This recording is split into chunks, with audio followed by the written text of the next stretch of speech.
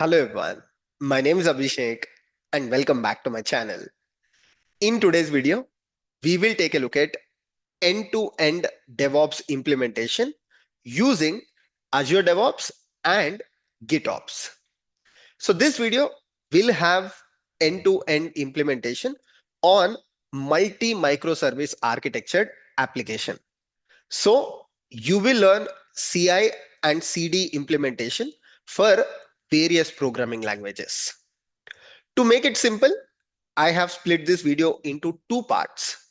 So this is a 3 hour long video where in the first 90 minutes, you will learn continuous integration for various programming languages, microservices. And in the second 90 minutes, you will learn about the CD part, that is deployment of these applications using GitOps. And the deployment will be done to AKS, Azure Kubernetes Service. So overall, you will learn about Azure repos, you will learn about GitHub Actions, you will learn about Azure pipelines, GitOps, ArgoCD, AKS, and much more. I'll also share architecture diagram for this entire project so that you can use it for sharing on your social media platforms or for your future reference. This video is going to be very important for your resume as well as interviews. So make sure you watch it till the end and implement it after watching the video. Let's get started. We will perform a task or a project in this video. So the development team has given us this multiple microservice architectured application. So they gave us the complete source code where one microservice is written in Python, one is written in Node.js, one is written in .NET, and there are two databases. One is actually in-memory data store and other is a database. And our responsibility as DevOps engineering team is to implement the continuous integration for this application. So we are given this entire source code in this GitHub repository. This is actually taken from Docker samples. So this application is written by Docker team, and we will try to implement the CI part on the Azure DevOps platform using Azure pipelines. So we will do it right from the sketch, understand how to write the Docker files, how to build the continuous integration system for different microservices, which has different programming languages. We will try to understand what effort is involved in the CI part. So to perform this task, DevOps engineers need to have an understanding of two things. One is the understanding of continuous integration and continuous delivery. Second thing is the understanding of this application itself. So development team has given us this GitHub repository. The name is example voting app, and the high level architecture is also provided. But we need to try this application, run it locally, and see how it is working. Only then we will be able to write the continuous integration, Docker files, and the other things. So there are steps that are provided, but let me try to explain. So this is basically a voting application where a user can actually vote between 2 or 3 options. Right now it is only 2 options. And then there is a results microservice where you can actually look at the results. So you can provide 2 options, expose it to public, and take the feedback between the 2 options, like conduct a poll. And you go to the results microservice and you can actually check the results, like how many percentage of the people have voted for option 1 and how many percentage of people have voted for option 2. So I have this application already running on my local. If you also want to run it on your local to just get a feel of this application, you can download this GitHub repository, clone it, and just perform Docker compose up. So this is the voting microservice, which I was talking about, where there are 2 options. These options can be cats versus dogs or cricket versus football, anything like that. And right now it is running on my local host. So only I can vote for this application on this application. But when we perform the continuous delivery and if we expose this to public, then we can take the feedback from a lot of people. So let me click on one of these options. Let's say I click on cats. Then, like I told you, there is this results application where This is running on a different port again on my local because I executed Docker Compose up. And here it says cats is 100% and docs is 0%.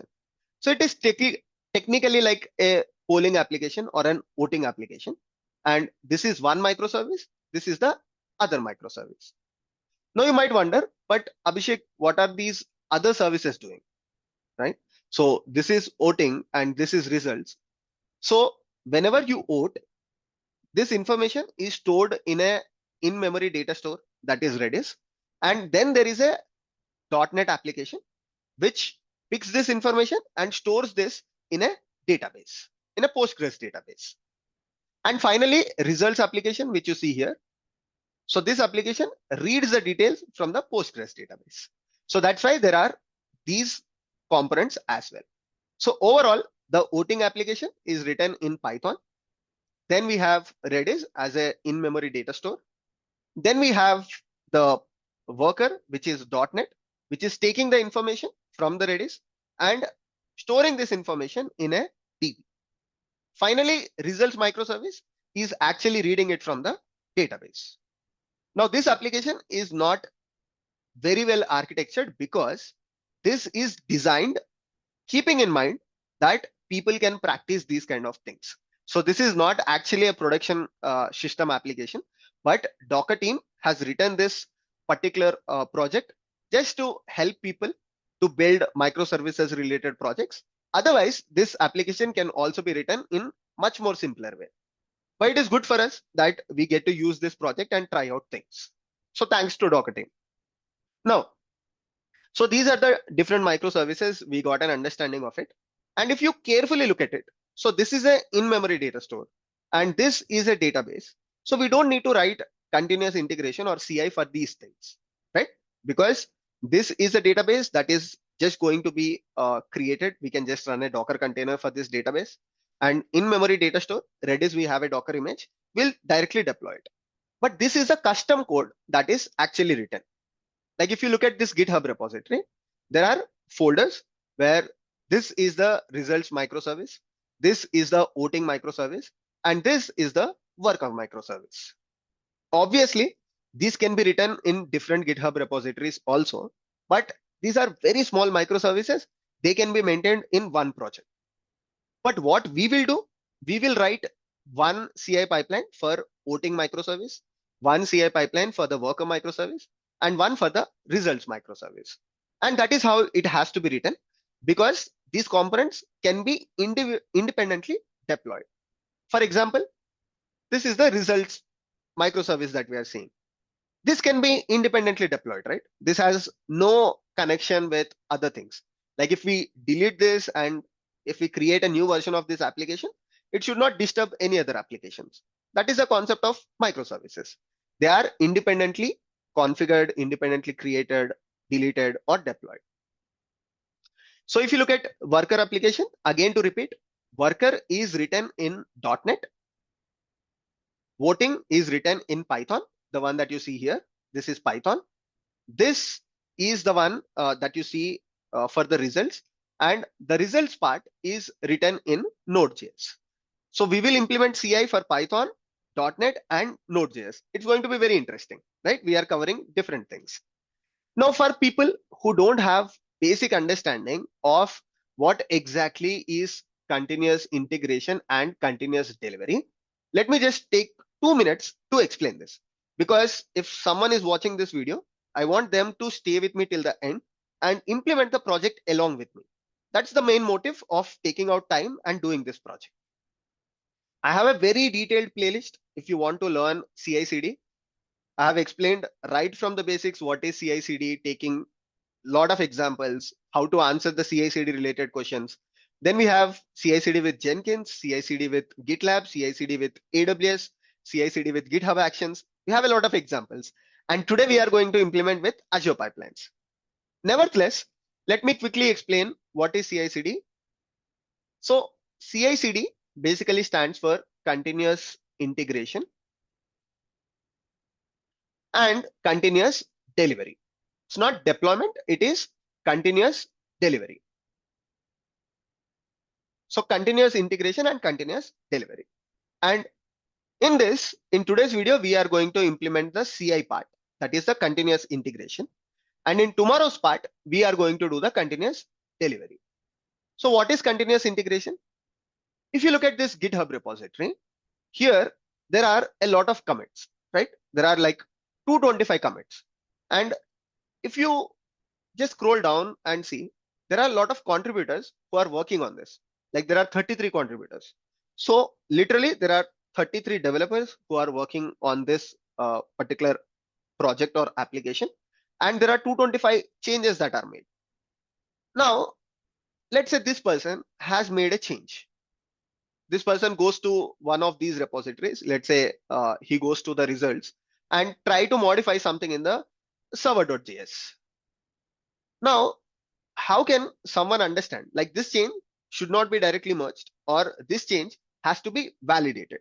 Now, if this person just randomly goes here and removes this callback function, then definitely he's going to mess up something. How can we catch these things? So there is a process where what DevOps engineers do is DevOps engineers implement the continuous integration part, where any user who makes change to not just GitHub, but any version control system, a distributed version control system. So DevOps engineers trigger the continuous integration part, where the change that is made by the developer is unit tested, static code analysis is performed on those particular changes. Then DevOps engineers also build this application, run any end-to-end tests if available to make sure the changes are perfect, create the Docker image for this particular change. And once the Docker image is also created, push this Docker image to an artifactory. It can be Docker Hub, or in today's case where we are learning about Azure Container Registries. So probably the image is pushed to the Azure Container Registry. Now, why are these tasks performed? Like why DevOps engineers has to write this CI file or continuous integration where all of these things are performed? So this will give a level of confidence. If these things have to be manually verified by someone, then they are going to take a lot of time, right? If someone has to run the unit test on the change that this developer has performed, and then perform the building part, test this application, test these changes manually for the application, create the image, deploy it on a virtual machine and test it, it's going to take a lot of time. So as a DevOps engineer, we will run these things as part of the continuous integration, and as part of the continuous delivery, the new image version that is pushed to the Docker Hub or Azure Container Registry, this is taken, the new image version is taken, and we deploy it on a virtual machine or on a Kubernetes cluster. Finally, someone or automatically the deployed version is tested, and this developer as well as other people in the project get a level of confidence that, okay, everything this person has done looks great. So even if you look at this particular project, so this project has this .github repository where this project is actually using GitHub Actions. Like I told you, this is a project that is written by Docker team, and they already have the GitHub Actions. But we are going to take this project into Azure environment, and we are going to write the CI using Azure pipelines. So we will not be using these things, but just to show you, every project has the CI as well as the CD. Without that, then hundreds of people working on the project, there will not be a level of confidence on the changes that are made by the people. So they have one CI pipeline for the results, like I told you, one CI pipeline for the voting, and one CI pipeline for the worker. So you can also go to these things and understand how these things can be written in GitHub Actions, because we are not going to cover GitHub Actions in today's video. And just to mention one more thing, this thing, the CI/CD which I'm talking about, this can be implemented on the pull request, and this can also be implemented once the commit is made. right? What is pull request? Pull request is when the developer makes a change. Developers usually create something called as pull request, and this pull request is sent out to review to the team members. And during this pull request, all of these, the CI that you see here, this gets executed, and the reviewer can be confident that, okay, now I can simply review the code because the unit test, static code analysis, build, all of these things is already verified. I can just look at the code, the overview of the changes that is made, and I can merge these changes, right? Just like if you go to this project again, and if you look at the pull request. So if someone creates a pull request on this project, let's say this one, so you can see that there are some tests that are running. Show all checks. So see here, the build and push, that is the CI is already running on this project. This is one way of running CI. The other way is you can run the CI plus CD on every commit that is made. That is, the person who is reviewing reviews and merges the code. And once the code is merged, then also we can run the CI/CD. For well-matured projects and most of the projects in your organization as well, whenever you join a company, you will see both the pull request as well as commit. So CI is implemented at both the levels, right? CI is implemented at the pull request level, and CI is also implemented at the commit level. Why?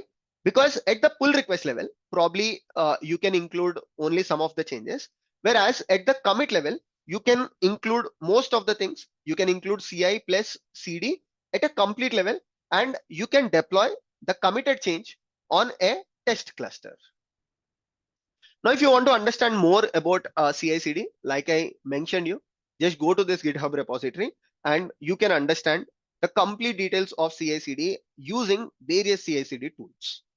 But for today's video, I think this level of understanding of CI is good enough, where you just need to understand what exactly is continuous integration and what are the different stages that are usually involved in continuous integration. And because we are going to create continuous integration for 3 microservices, right? Let's start with understanding how to create this Docker file for these 3 microservices, because that is very critical. If you look at the different stages, build stage, testing stage, the other important one is the Docker image creation and pushing the Docker image. And usually the build is performed as part of the Docker image itself. Previously, when the applications were not containerized, then the build stage is performed independently. Then applications are deployed as a jar or war if you're using Java applications, or an EAR, something like that. But these days, all the applications are containerized. Even these applications are containerized. So we will also perform build as part of the Docker image. So let's try to understand how to write this Docker image itself. Let's go to the repository. This is the repository. And what we do as DevOps engineers is we also have access to these repositories. And because there are 3 microservices, let's start with the first one. Let's take results as an example, or let's take voting as an example. Anything is fine. So let's start with results. So by looking at the project itself, most of the times you will understand in which programming language this particular microservice is written. Now, if I look at this, there is server.js, there is package.json, right? I can understand that this application is written in Node.js.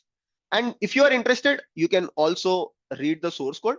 But as a DevOps engineer, that is not that much required. You don't need to understand the source code. It is the responsibility of the developers. As DevOps engineer, you need to understand the architecture and the design part. And package.json, if you want to understand the dependencies, what dependencies is this particular application is using. But my interest would be on how to containerize this application, how to create the Docker image. So when we get access to this repository, we just go to this folder or this microservice and create something called as Docker file at the root of this folder. As I click on this folder, right, Docker file is available at the root. And in the Docker file, most of the times Docker files are very, very simple. right? This is also a very simple application. What we will do is we will pick up a base image, that is node image. Why node image? Why not a Python image, or why not a OpenJDK base image? Because this application is written in Node.js. So if you pick up the base image as Node.js or Node, then you don't have to install Node on top of the image that you are picking up. Here I can also pick up a UBI image, or I can also pick up a Ubuntu or Alpine. But again, if I pick those images, I have to install Node.js on top of it. So I'll pick up the base image as a Node, and then I'll run this very common things. Every Node.js application, you do this, where firstly you perform the apt update if you're picking up this Node.js base image. And then you install Tiny, you install curl. For this application, curl is required because it downloads something from the internet. How will you understand this? Abhishek, how can I understand that Tiny is required or curl is required? So here, firstly, it comes with a trial and error method. And other thing is you have to sit with the development team, right? You will understand this even with some experience of continuously writing the Docker files. Like, if you miss this particular thing, the image will fail building, and then you just go back and build these things.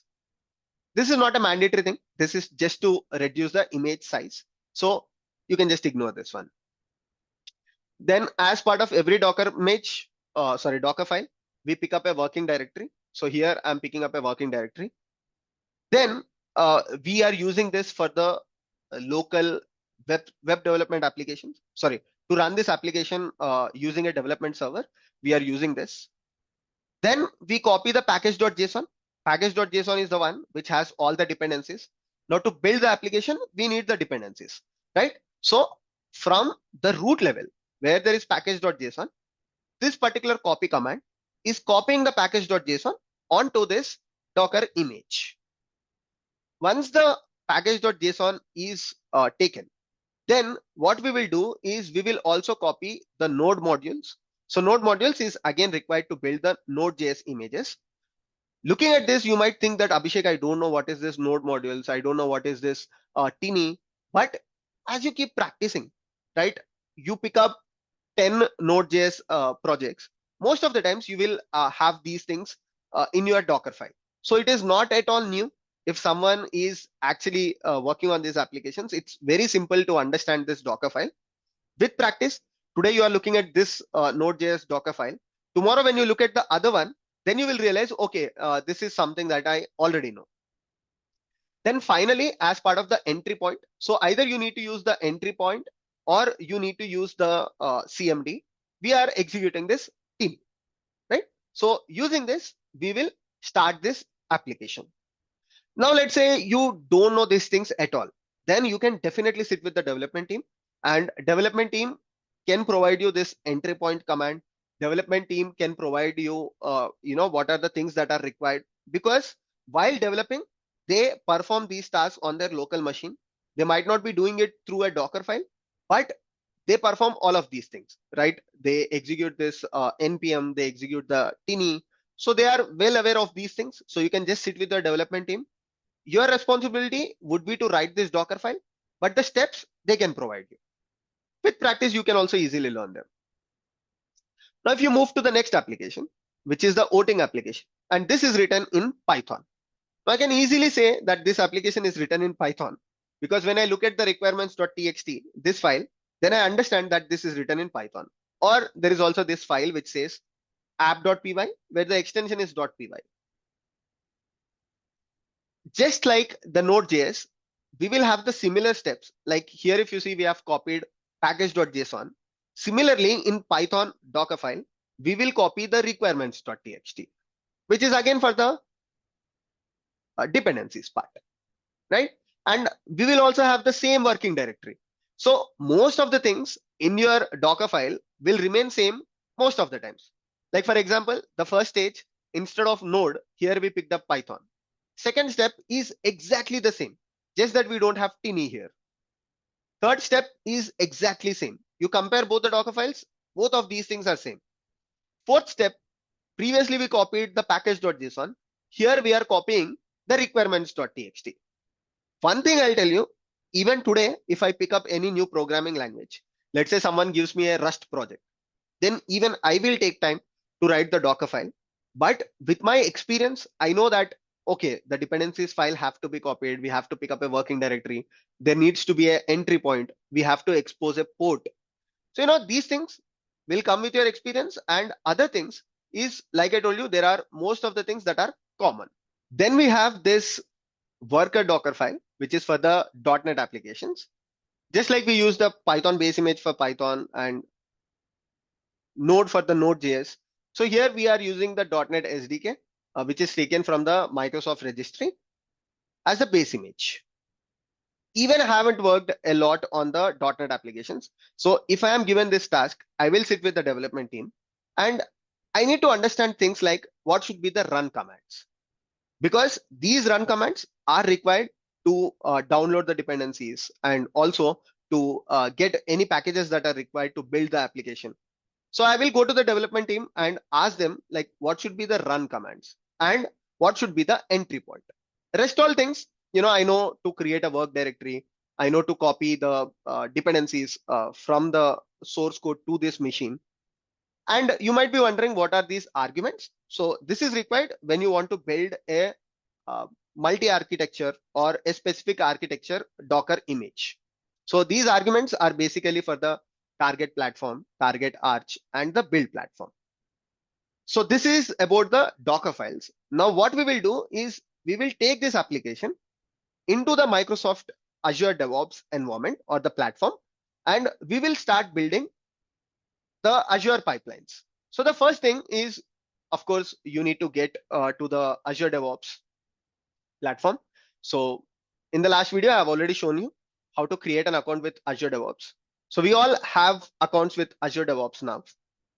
One thing, it would be better if you have the same subscription for your Azure DevOps as well as Microsoft Azure. In this video, we are going to use the Microsoft Azure registry as well. So Azure registry will be in the Azure platform, and the CI pipelines that we are going to build will be on the Azure DevOps platform. You can also use Docker Hub if you're not comfortable. That is fine. So just pick up a project name. So I have deleted the last one. So let's start from the sketch. I will call it as voting application because I want to build it for this example. Voting app, an example voting application. And I want all of you to also try this out. Do you want to keep it private or public? Definitely, I want to keep it private when I'm working in my organization. So create project.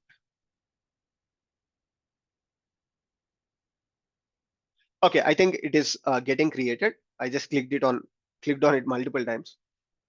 Now, the Azure pipelines can be used along with GitHub as well. So technically, I can use it from here.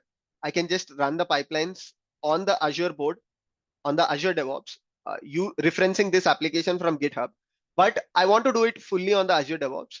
So what I'm going to do is I'll go to the repos section and just go back to this, click on this particular button and copy the HTTPS URL. So I just want to use the Azure repos as well. Now, if you go to the repos, there is this option called import a repository. Let's click on this. Is it Git or TFVC? We are using Git. So let's pick this up and click on the import. It does not require any authentication because it's a public repository anyways. This will not take much time. Technically what it is trying to do, let me increase the font size. So technically what it is trying to do is it is taking the repository from GitHub and importing it to the private project that you have created on the Azure DevOps platform. And you can see that it is already in the Azure DevOps platform. But one thing you have to be careful is that the default branch, right? So Azure DevOps has picked the default branch alphabetically, whereas here the default branch is actually main. So main has the latest code always, and I want to build the CI pipelines for the main branch, not for the duplicate key. So Azure DevOps has picked up, the Azure repos has picked up alphabetically. So what I will do is simply I'll go here for the branches section and go to the main branch. Towards the right side, click on these three dots. And what you need to do is set as default branch,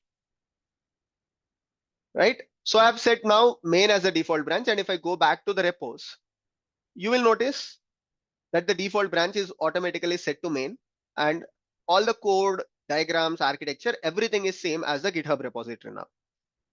So we are done with the first part where repos I already have. Now I need to create the pipelines.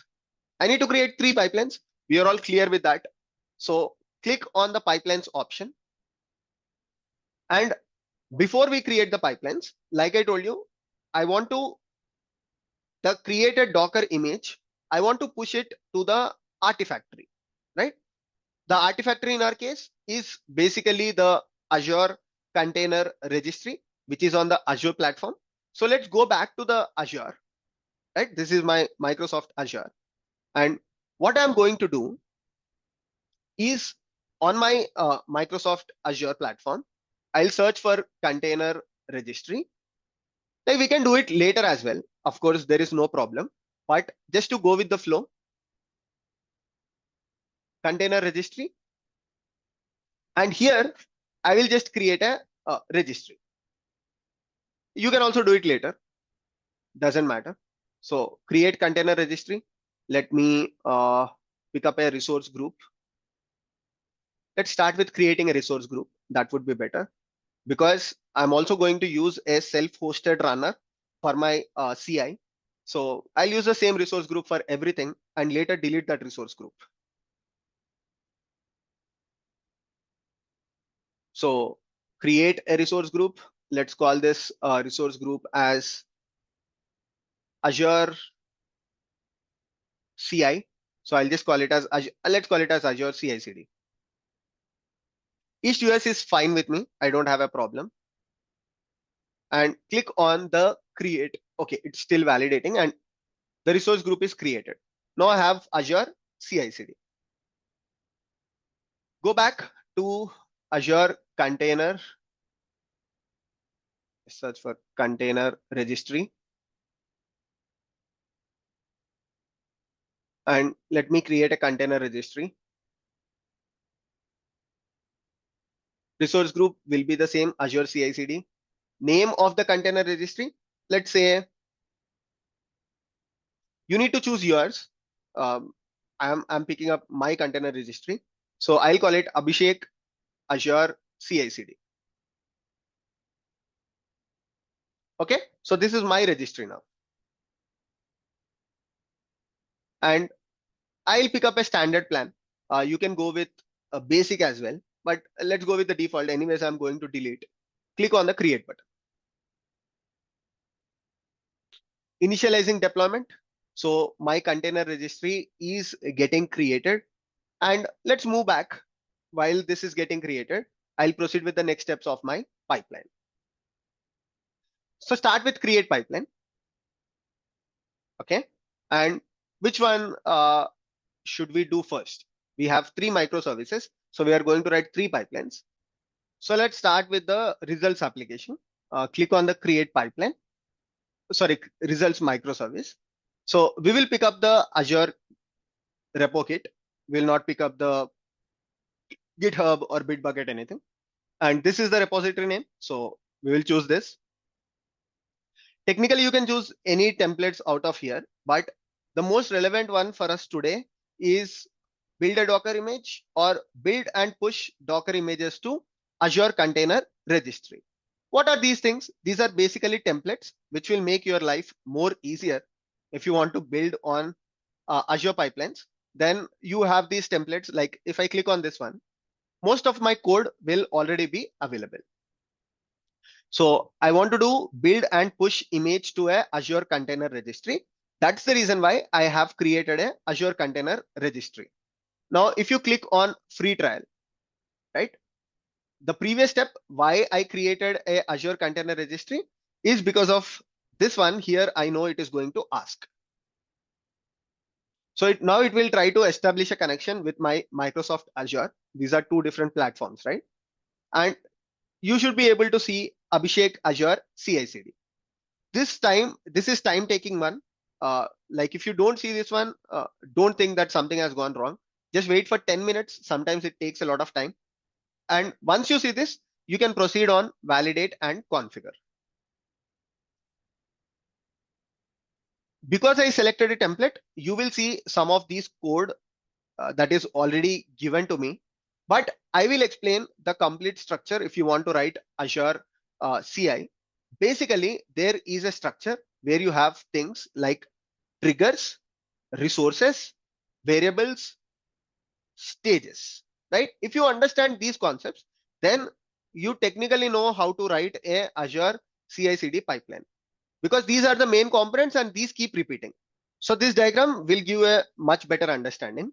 Basically, there are four things. One is trigger. Second thing is stages, jobs, and steps, right? Let's try to write them and understand. Okay, this is my cursor. Perfect. So we have triggers. So triggers is basically to say this pipeline, when should this pipeline trigger?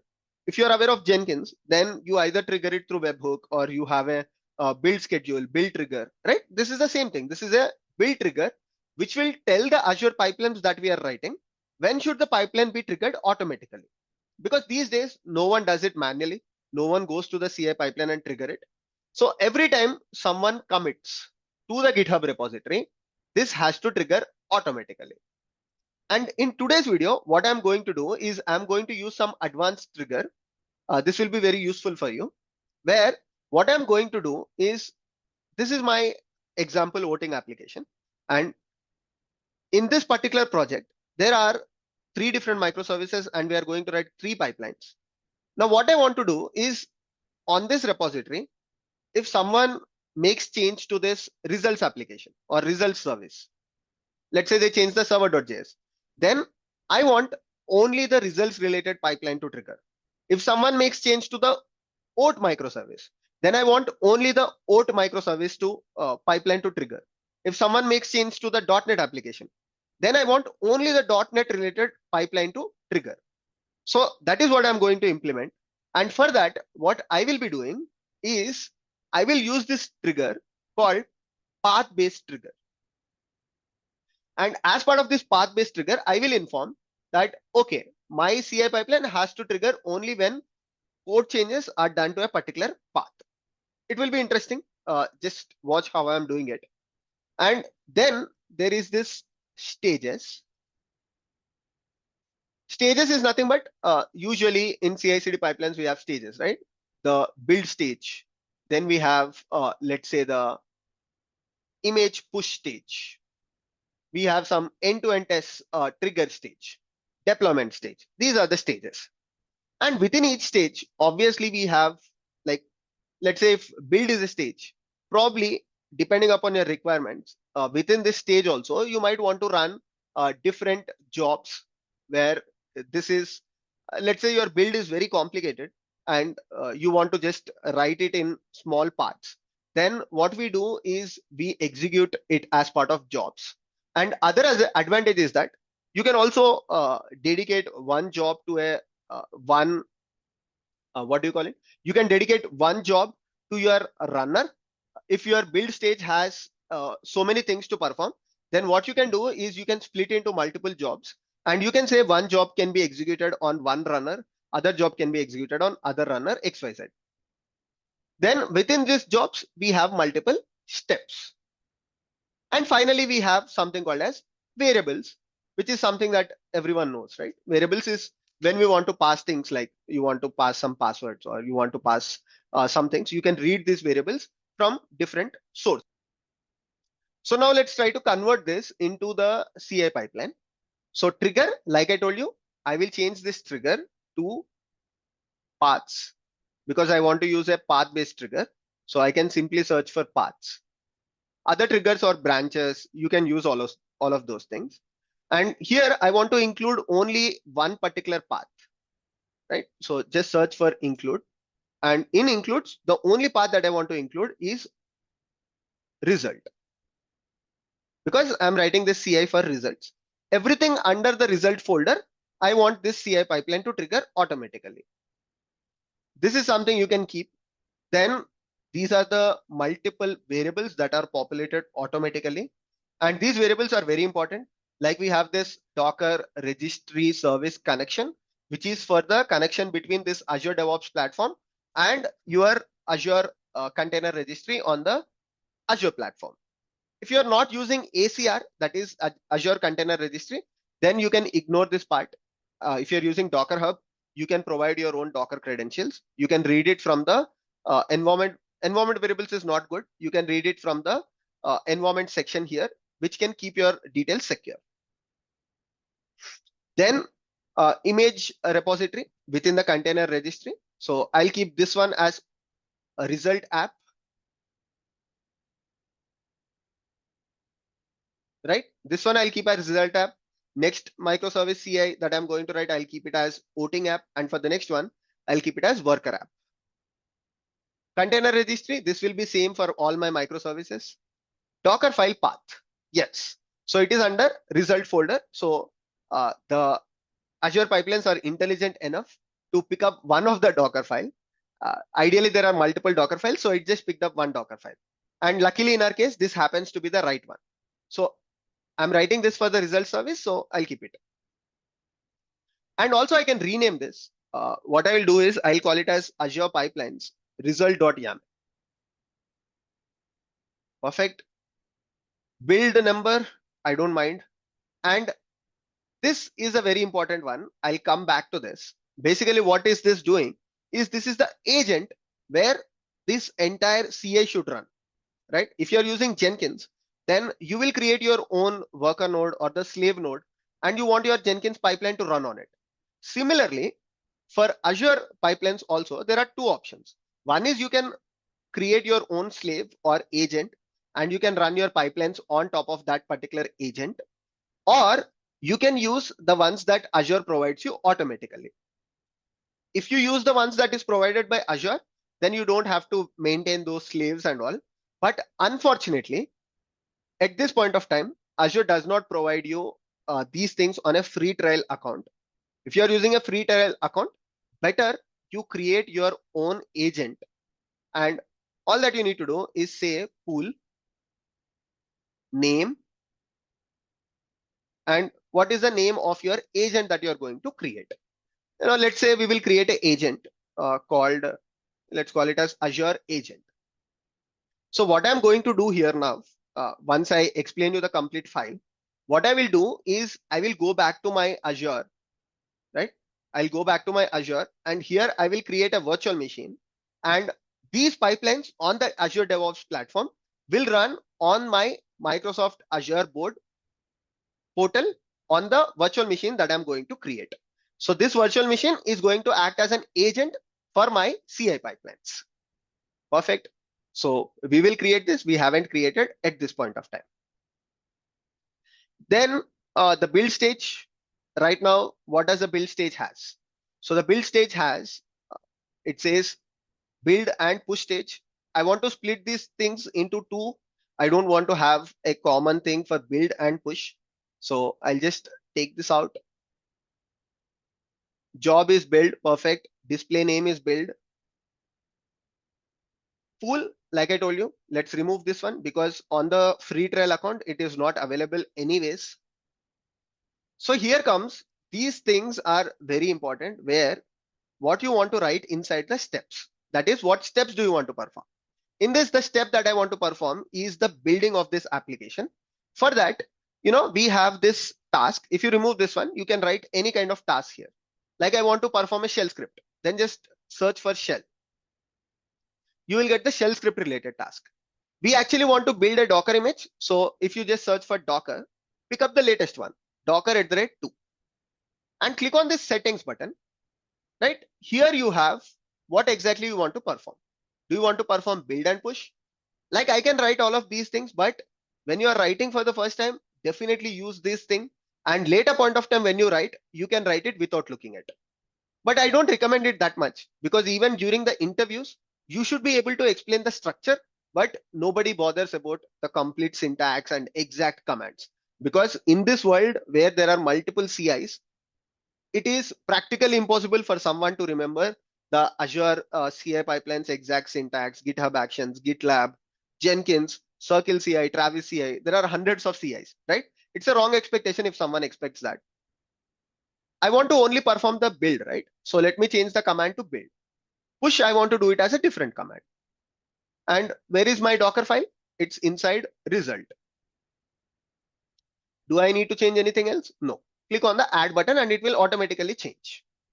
Then I will add a new stage. Let me just copy this one. And this new stage will be the image push stage, right? Where I'm going to push the Docker image that I'm going to create. Let me just change this display name to push. This also I'll change to push. This also I'll change to push. Push the image. Similarly, I'll say build the image. Perfect. Now I'll just click on this settings button because the task is again a Docker image related one. So I'll keep this Docker @2 and I'll click on this settings button. Here, I'll change the build to push. That's it. That's all I have to do. So I'll change from build to push and all the related code is directly provided. If you're using Docker registry, then you also have to perform something like Docker login first because automatically, because I am using Azure platform related registry, so the connection is established. Otherwise, you have to take care of those things. We will learn that in future classes where we will also use Docker registry. But to start with basics, let's use the basic way. So I have the build stage, I have the push stage. We can also add the test stage, but let's start with build and push first. Okay. Now, if you click on save and run, you will notice the error that I was talking about. Obviously, when I do this save and run, pipeline is not valid. Cannot find a pool with name Azure agent. That is because we haven't created this agent at all, right? Now let's go back and create the agent. For that, what I have to do is Azure, virtual machine, and I'll use the same resource group for the virtual machine as well. So let's say Azure virtual machine. So resource group will be the same.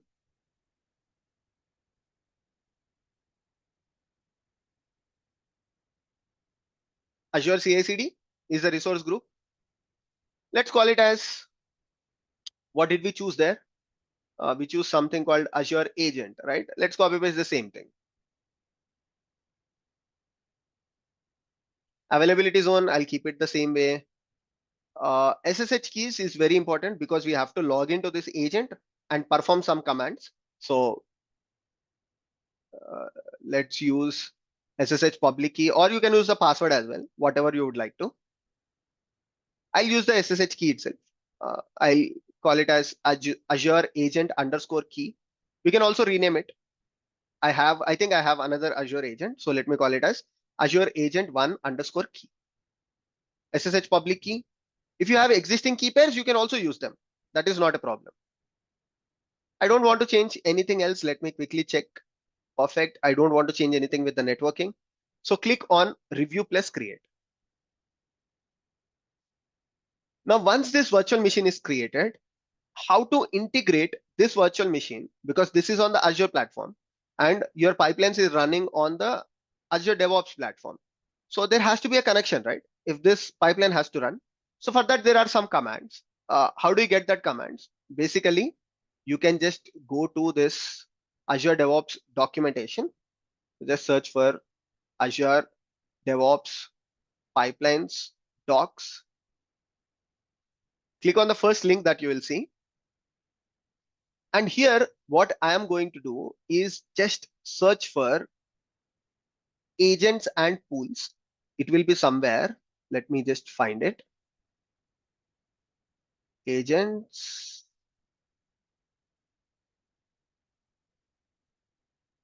Yeah, manage agents and agent pools. And here, if you scroll down, let's use a self-hosted Linux agent. Ideally, if I was not doing this demo, I could have actually run it on my Mac laptop as well. You can run it on your Windows laptop as well.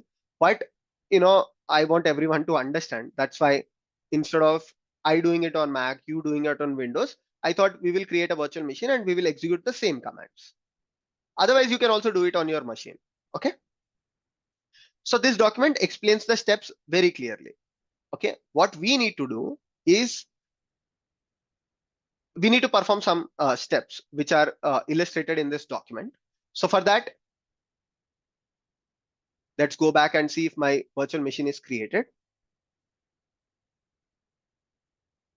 Oh, sorry, I did not click on the create button. So now I clicked on the create button. Download the private key. So the private key is downloaded and the virtual machine is also created. So meanwhile, let's understand what are the commands that we need to run. Right. So here it is telling us, firstly, go to your Azure DevOps organizational settings. Okay. So let's go back to our Azure DevOps board. And towards the downside, we have something called as organizational settings.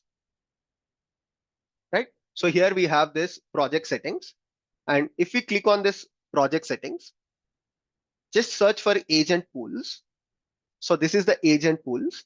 And here, what you can do is you can click on the add pool. And you want to add a new pool? Yes. So I want to create a self-hosted one. That is, I want to host it myself. What should be the agent pool name? Again, let's call it as Azure agent itself. Let's use the same pool name. Pool for running my Azure pipelines. Grant access permission to all the pipelines. It's fine. Click on the create button. So now this is my Azure agent pool. Or otherwise, you can also pick up the default one. Anything is fine. I think there will be some configuration issue because I already have the similar one on my default pipelines. So what I'm going to do is I'll just delete this default. So now inside my Azure agent, when you click on this one, click on the agents, click on the new agent. And depending upon your virtual machine that we are using, in our case, we are using a Linux virtual machine. So let's copy this. We will copy these commands and we will run it on our Linux virtual machine. So let's see if my virtual machine is ready. It should be ready by now. Perfect. Go to the resource. And within this resource, now let me pick up the public IP address of it. Copy the public IP address, right? Let me bring my terminal on. And we will just follow the instructions that are provided here, right? So terminal SSH -I. If you're on Windows, a lot of people ask me this question that on Windows, we are not able to perform these commands. Very simple, use git bash. Okay, once you use git bash, go to your downloads directory. Okay, CD $downloads. In your case, wherever is your downloads, go there. Then run this command SSH -I, wherever, whatever is your PEM file name. In my case, it's Azure agent, I guess, one. Yeah. And Azure user @ the IP address. Click on the yes. PEM file permissions denied.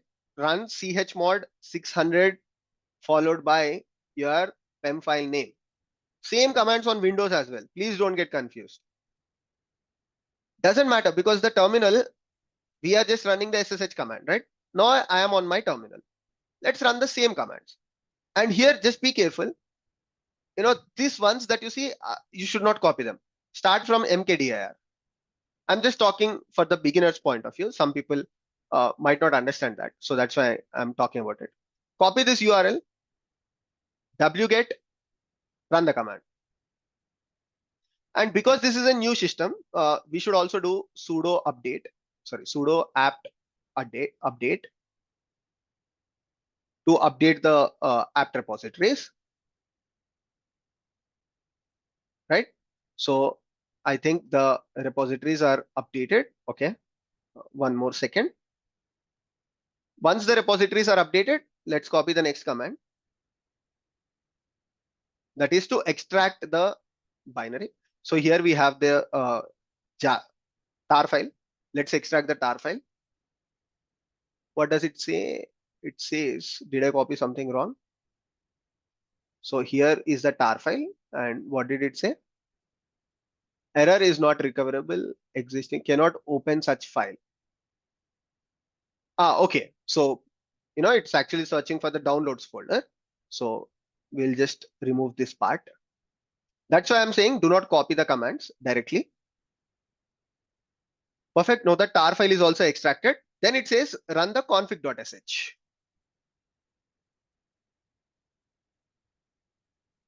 Run it.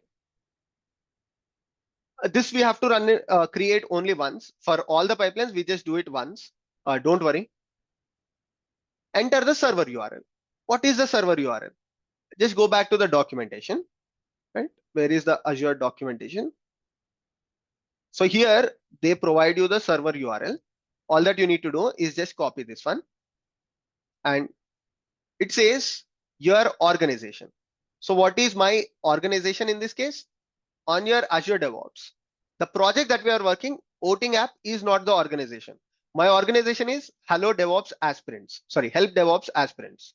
So Help DevOps Aspirants. Enter the personal access token. So we need to create a personal access token. Again, to create a personal access token, go back to your Azure DevOps. Where is that? Yeah. So we will go back to the Azure DevOps user settings. I think it will be somewhere here. Let me try. Yeah, personal access tokens. And what you need to do is click on create a new token. Just provide it for 30 days. I'll give full access for now. I'll delete the access token. So whenever you are giving full access, make sure you delete it after the demo. Let's call it as Azure agent. Create the personal access token. Warning, make sure to copy the agent token. Yes, I will copy the agent token. And now it says press enter for PAT. That is the personal access token. Yes, I want to use the personal access token. Now it says enter personal access token. Now it will try to establish the connection and see, right? Because it has to establish the connection between your Azure DevOps and this thing. Now enter agent pool. So what is my agent pool in this case? The one that I've created. There are so many tabs. So okay. So the agent pool that I've created, I guess if we go back to Azure DevOps organizations, it should be Azure agent, if I'm right. So let's see in the agent pools, the one that I've created is, yes, small Azure agent. So let me type that AZUREAGNET. Now again, it tries to establish a connection. Let me pull this down. Press enter for Azure agent. Enter agent name. Agent name is also the same thing, right? If we go to this, so the agent name is also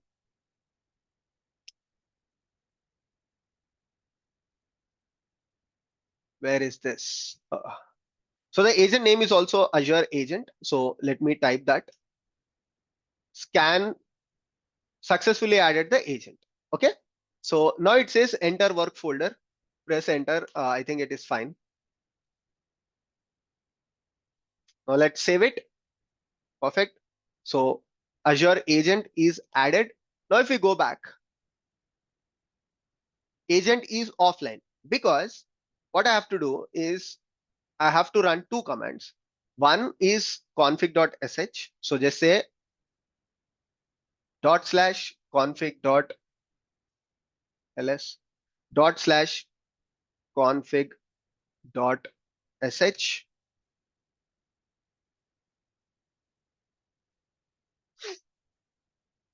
Cannot configure the agent. To reconfigure the agent, okay, what happened? Let's see.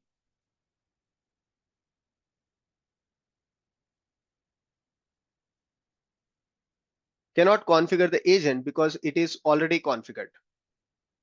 Okay, let's see by running ./run.sh.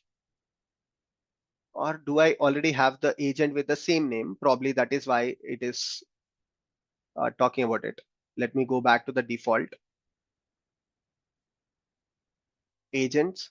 Let me delete this and try.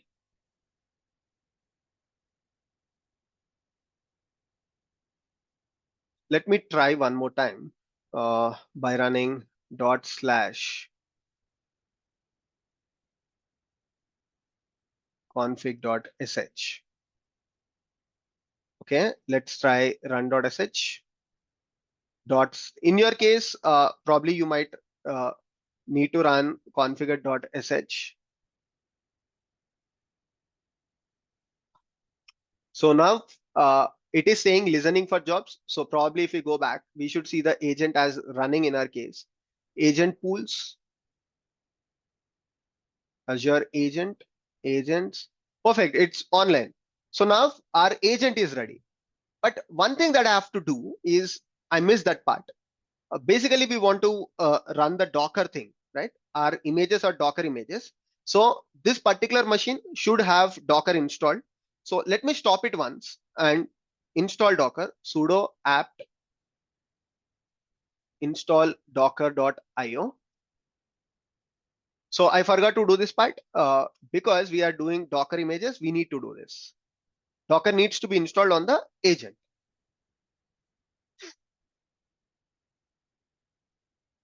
Perfect. So I think this is going good.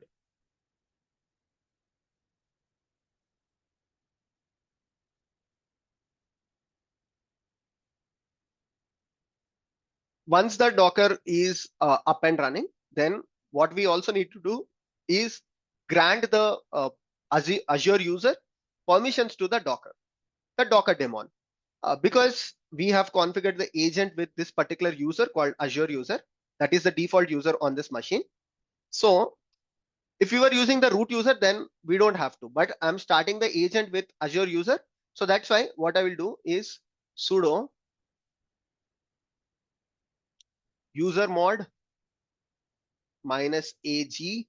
Then I have to add it to the Docker user, Azure user, right? This is the Azure user.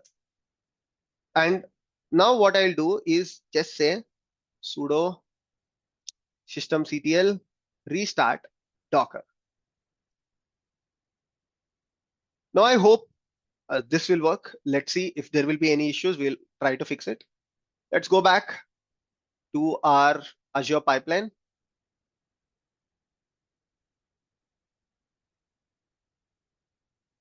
Let me start the agent back, run.sh. So I want to make sure my agent is always running, connecting to the server, listening for the jobs. Perfect. Now I'll go back to my pipelines, Azure pipelines. Here, the voting app, last time it failed. Now I have an agent. Let me run and see the pipeline.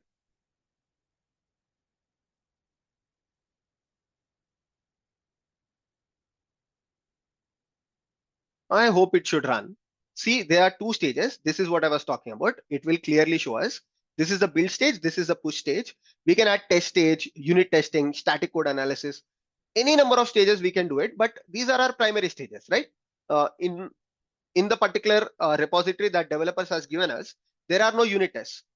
Okay, what did it say? It said permissions denied while connecting to the Docker daemon.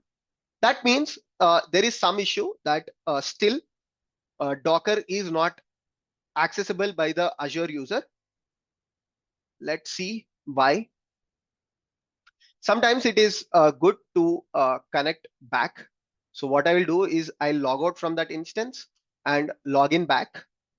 It works sometimes because we have just granted the permissions to the user. And now I will just do it one more time. System ctl restart Docker. And for that, what I will do is I will do sudo. We will do a verification by running Docker pull. Let's pull hello world and see. Now it is able to pull. That is, Azure user is able to access the Docker daemon. I hope it works. Run.sh. It's in the folder called my agent. Then we need to start the agent, right? Run.sh. Now I hope it works. Again, if it does not work, let's see what is the error and try to fix it. Run new. I'm just trying to run it one more time. So we can also open this and see how the execution is going on. Build is pending. Job is pending.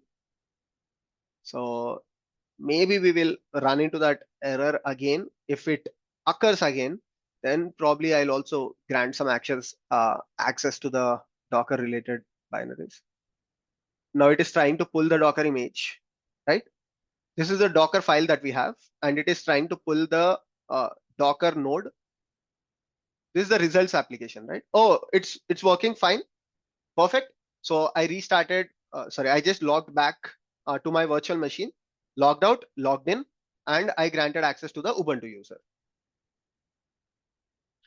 Did it pass? Let us see. So it said recommended predictions disabled. That is fine. So the Docker image is still running. If the build image is done, then okay, the build stage is successful. Let's go back to the pipeline and see if both my build and push are successful. Okay, now push is running, build is successful.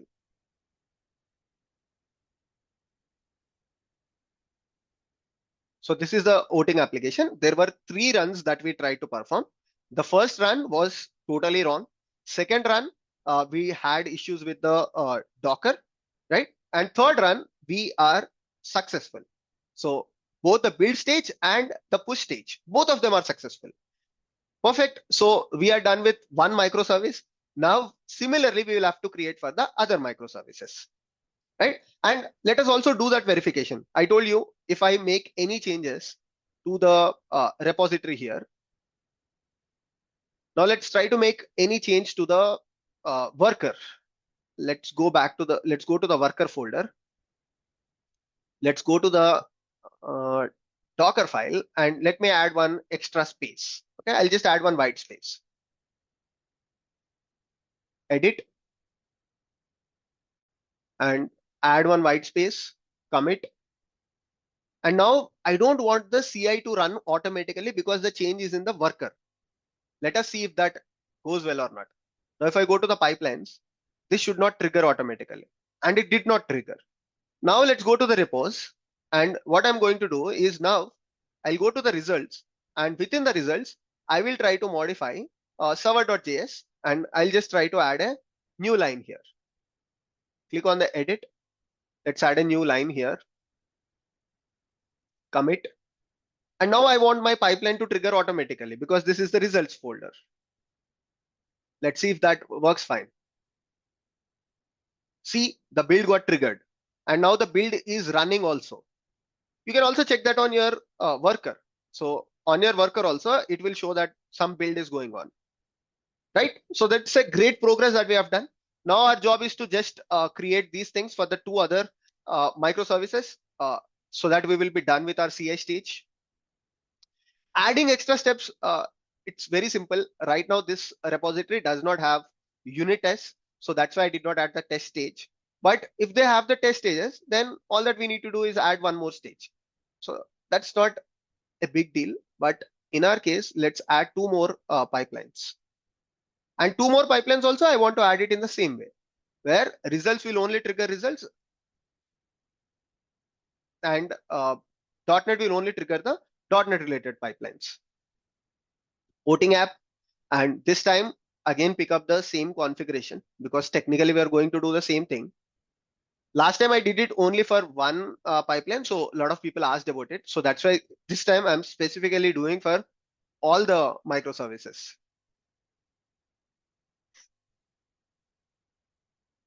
Container registry is going to be Abhishek Azure CI/CD, validate and configure. Configuring resources and generating YAMLs, the same configuration that we saw.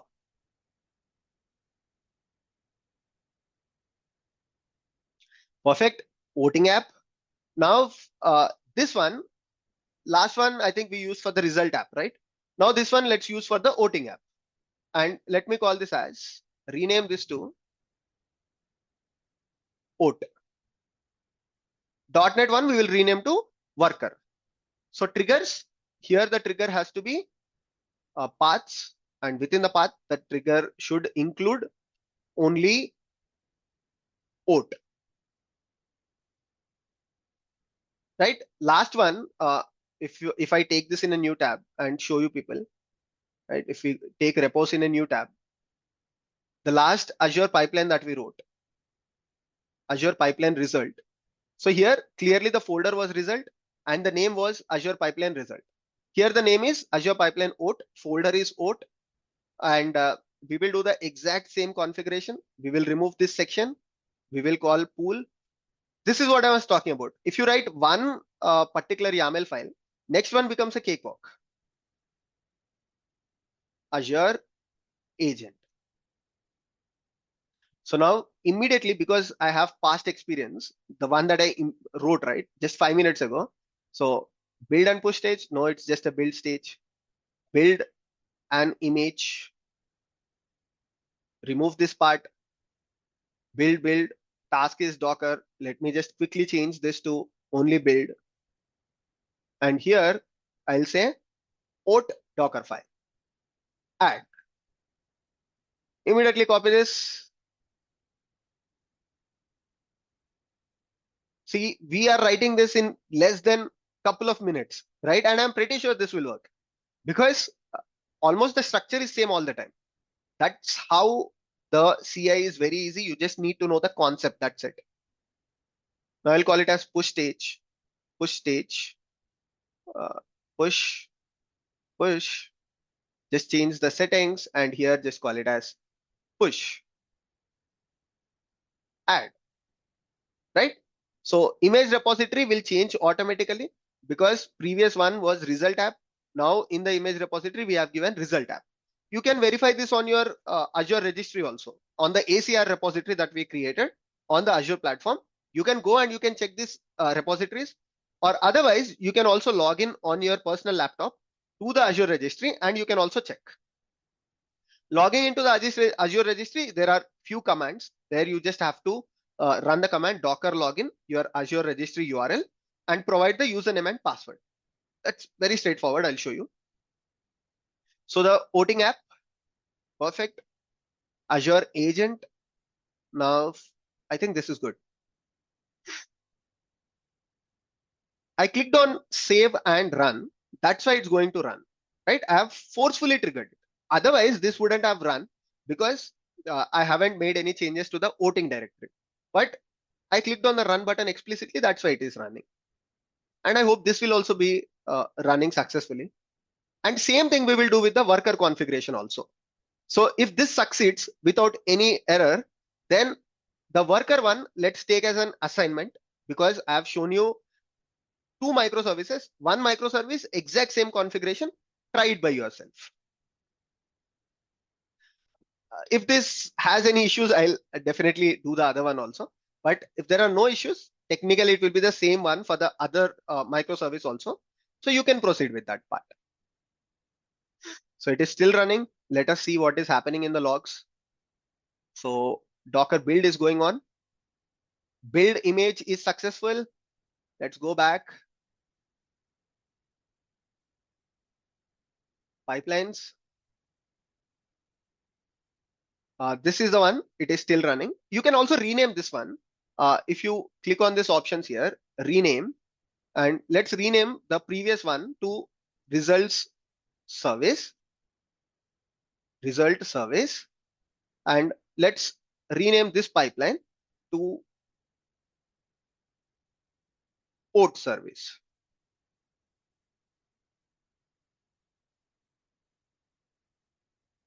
right? So port service is still running.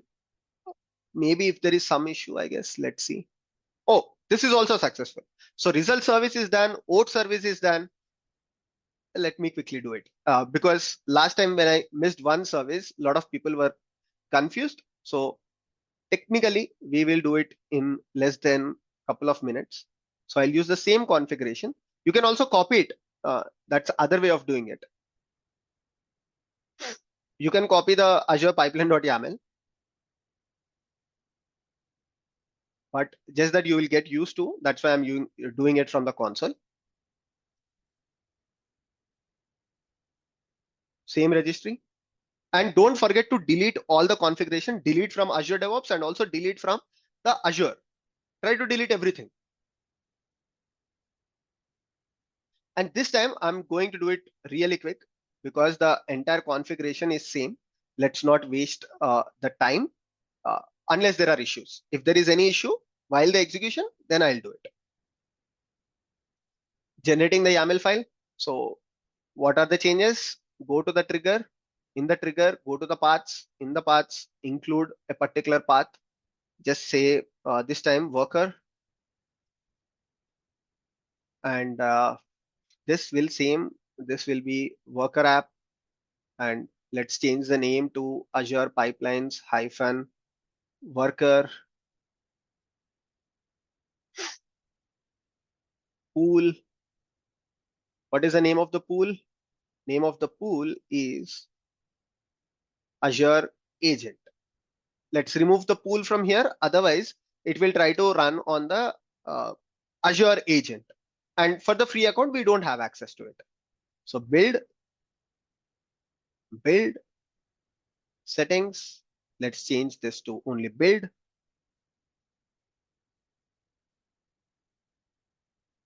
Path is worker.file. Add. Let's only write the build stage for now. Save and run. Right? And even for this, we can go back and change the pipeline so that our pipelines are very clear. Right? This has to be edit.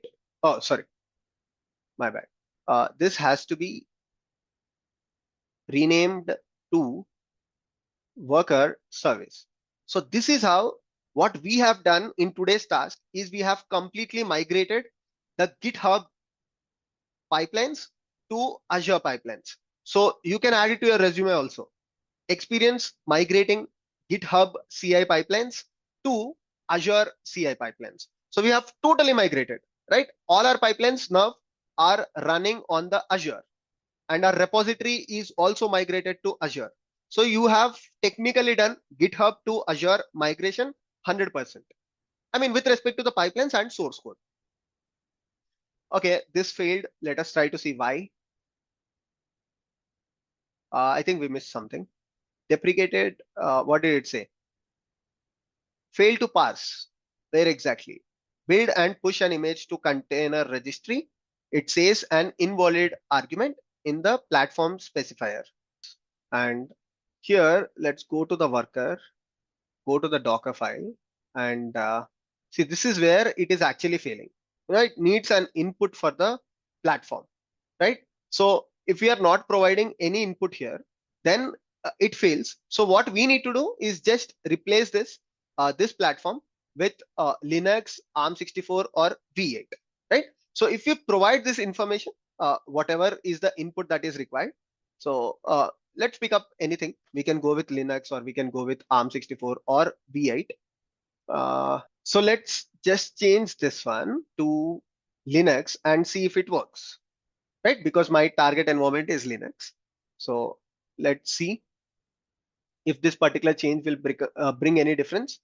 Because I changed it to the worker directory only, I'm expecting the pipeline to automatically trigger. Yeah, it is triggered, which is another use case for us. And okay, going back to what I was saying, if this is also successful, then it will be a very good project for the resume to say that migrated complete GitHub to Azure pipelines along with the source code as well as the pipelines. So this time I'm expecting it to pass. Let's see. Let's go here. Is the Docker file building? See, it automatically picked our platform change. If you see here, now it picked up from platform is equals to Linux. So that was the change that I've done, but still I think it failed. Let us see why.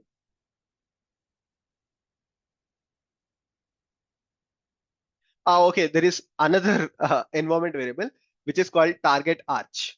So again, I have to go back and because those things are passed as environment variables in the GitHub repository, either I need to pass them as environment variables here or the one that I'm doing.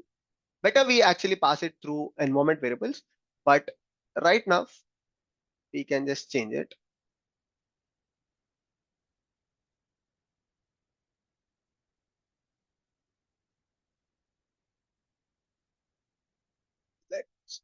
Let's see if that works.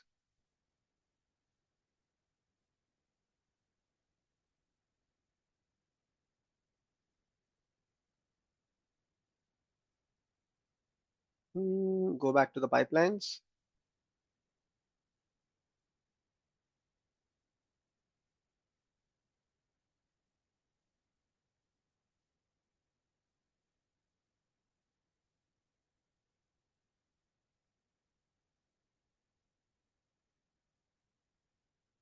Okay, I think now we are going to enter to that particular stage. Yeah, so I think it's running fine now. I hope so. But we removed the multi-architecture part. So yeah, so I removed the architecture build part. So what I need to do is I need to go back and figure out how to add that particular command to run it on a particular architecture. Right now, what happens if I remove that particular thing, it will by default run on the Linux thing. And the architecture that this Docker image got created also for the Linux part. So I'll go back and see how to do that for the .NET applications and probably share that on our Telegram. But for now, I migrated the GitHub application completely to the Azure pipelines. So take yourself a pat if you have also done this, if you're doing it parallelly with me, or if you're going to do it, because this is a very interesting project. In tomorrow's class or the next class, whenever we are going to do it, we will implement the CD part for it. So CD is going to be fairly simple, I guess, but I'm not sure what challenges we are going to face. But because the CI is done and the containers are also getting created, these containers are uploaded to our Azure container registry. So I hope pulling those images from the container registry and deploying it to a virtual machine, which we will do, shouldn't be that difficult. I'll show the rest part of the CD in the next class. Thank you so much for watching the video. I hope you all enjoyed it and see you all in the next one. Take care. Bye-bye. And this video is part 2 or continuation of the Azure DevOps project that we were doing. So in the part 1, I have implemented continuous integration for this project. Just to give a very quick recap, this project is developed by Docker Samples organization by Docker team, where this is a multi-microservice architectured application where there are 3 microservices, each written in different programming language, just for the purpose of demo, so that people understand containers in a better way and interaction between the containers in a much better way. So one microservice is written in Python, one in .NET, and one in Node.js. Along with that, there is also Redis, which is in-memory data store. And then there is Postgres, which is a database. So the workflow of this application is pretty straightforward. So when you run this application, right now this application is running on my Kubernetes cluster. When you run it, so you get a poll or a voting option between 2 options. So right now the options are cats and dogs. Like if I select one option, let's say, so I picked up cat. So this instruction is stored in Redis. From there, the .NET application picks this information from the Redis and stores it in the database. That is the Postgres database. Finally, there is another results microservice. Right now, it's not started. But when you go to the results microservice, you can see how many people have opted for cats and how many people have opted for dogs. So it's a pretty straightforward voting application. Now, what we will do in today's video, right? In the last class, we migrated this entire application from this GitHub repository to the Azure DevOps. So I moved the entire setup to the Azure repos where the complete source code is moved. And also we have set up pipelines for all the microservices. And also we have pushed the images to the Azure Container Registry. So if you go to the Azure Container Registry and look at the repository section, so for two microservices, I have also implemented Azure Container Registry. So results app related images will be available here and voting app related images will be available here. So this is what we have done in the last class, the complete CI part, which is just building the image and pushing the image to the Azure Container Registry. I hope this is a very good quick recap. And what I will do today is I will set up the continuous delivery as well. And for the continuous delivery, we will use GitOps approach, right? So GitOps approach is the modern way of doing continuous delivery. We'll not be using Ansible playbooks or we'll not be using shell scripts for the deployment, but we will use GitOps where there are so many advantages. I'll talk about it and I've made a lot of videos anyways, but even in today's video, I will explain why I prefer GitOps over the other deployment models. So I'll give a very quick demo and then I will explain the complete continuous delivery model, how to set up this configuration, each and everything. But I think if I show you the end-to-end CI/CD demo first, it will be much easier for people to understand what we are implementing. So right now it is cats versus dogs, right? This is the option. So now what I'm going to do is I will go to the source code and I will go to the OAT application. Let's say I'm a developer. And what I'm doing is I'm changing the opinion poll. So it's a basic Python Flask application where the app.py has the options and there is a template, the HTML file, and these options are rendered into the HTML file and the one that you see here. So as a developer, let's say I'm a developer and I will just go to the app.py file and I will modify these options, right? Right now you are seeing the options as cats versus dogs and I'll click on the edit button, change this to, let's say, summer, winter. And as soon as I commit, right, my CI/CD should trigger and it should perform the end-to-end continuous integration and delivery. I've already done it. So for the purpose of demo, I'll show it and then I will reconfigure the entire CI/CD for you. Don't worry about it. So now I've changed the options to summer and winter. Immediately, the pipelines are triggered. If you see here, so the pipeline right now has 3 stages. This is the new stage that I've added, right? But Abhishek, you said we will not be doing continuous delivery using the Azure pipelines. You said we will be using the GitOps approach. Yes, this stage is doing something else, which I will explain. So the build stage and push stage is something that we have demonstrated in the last video itself. Now, if you go to the build stage,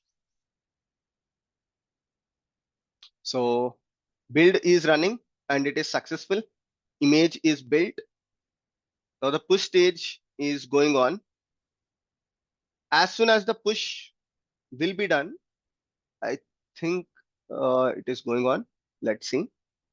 Yep. Push is under preparation.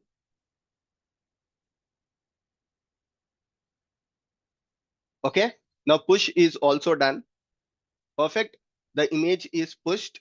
So if I go to Azure Container Registry to the voting app, now I should see a new version, right? If I refresh, I should see 61. Yes.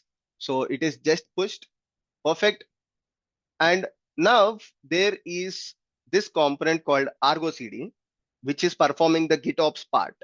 And ArgoCD should pick up this new change. If you just refresh this, you should see that ArgoCD is already working on publishing this new change to my Kubernetes cluster, right? So yes, succeeded a few seconds ago. So even it has performed the deployment.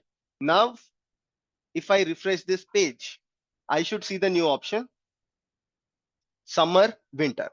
Perfect. So this is how end-to-end CI/CD is done. And what are the components that are working here, right? If we try to understand the components, I'll also explain this using a diagram. But for now, if you try to understand, right? So firstly, as soon as the developer made the change, Azure pipelines triggered. And what Azure pipelines did here, there are three stages in the Azure pipeline. One is build, which we all know, creation of Docker image.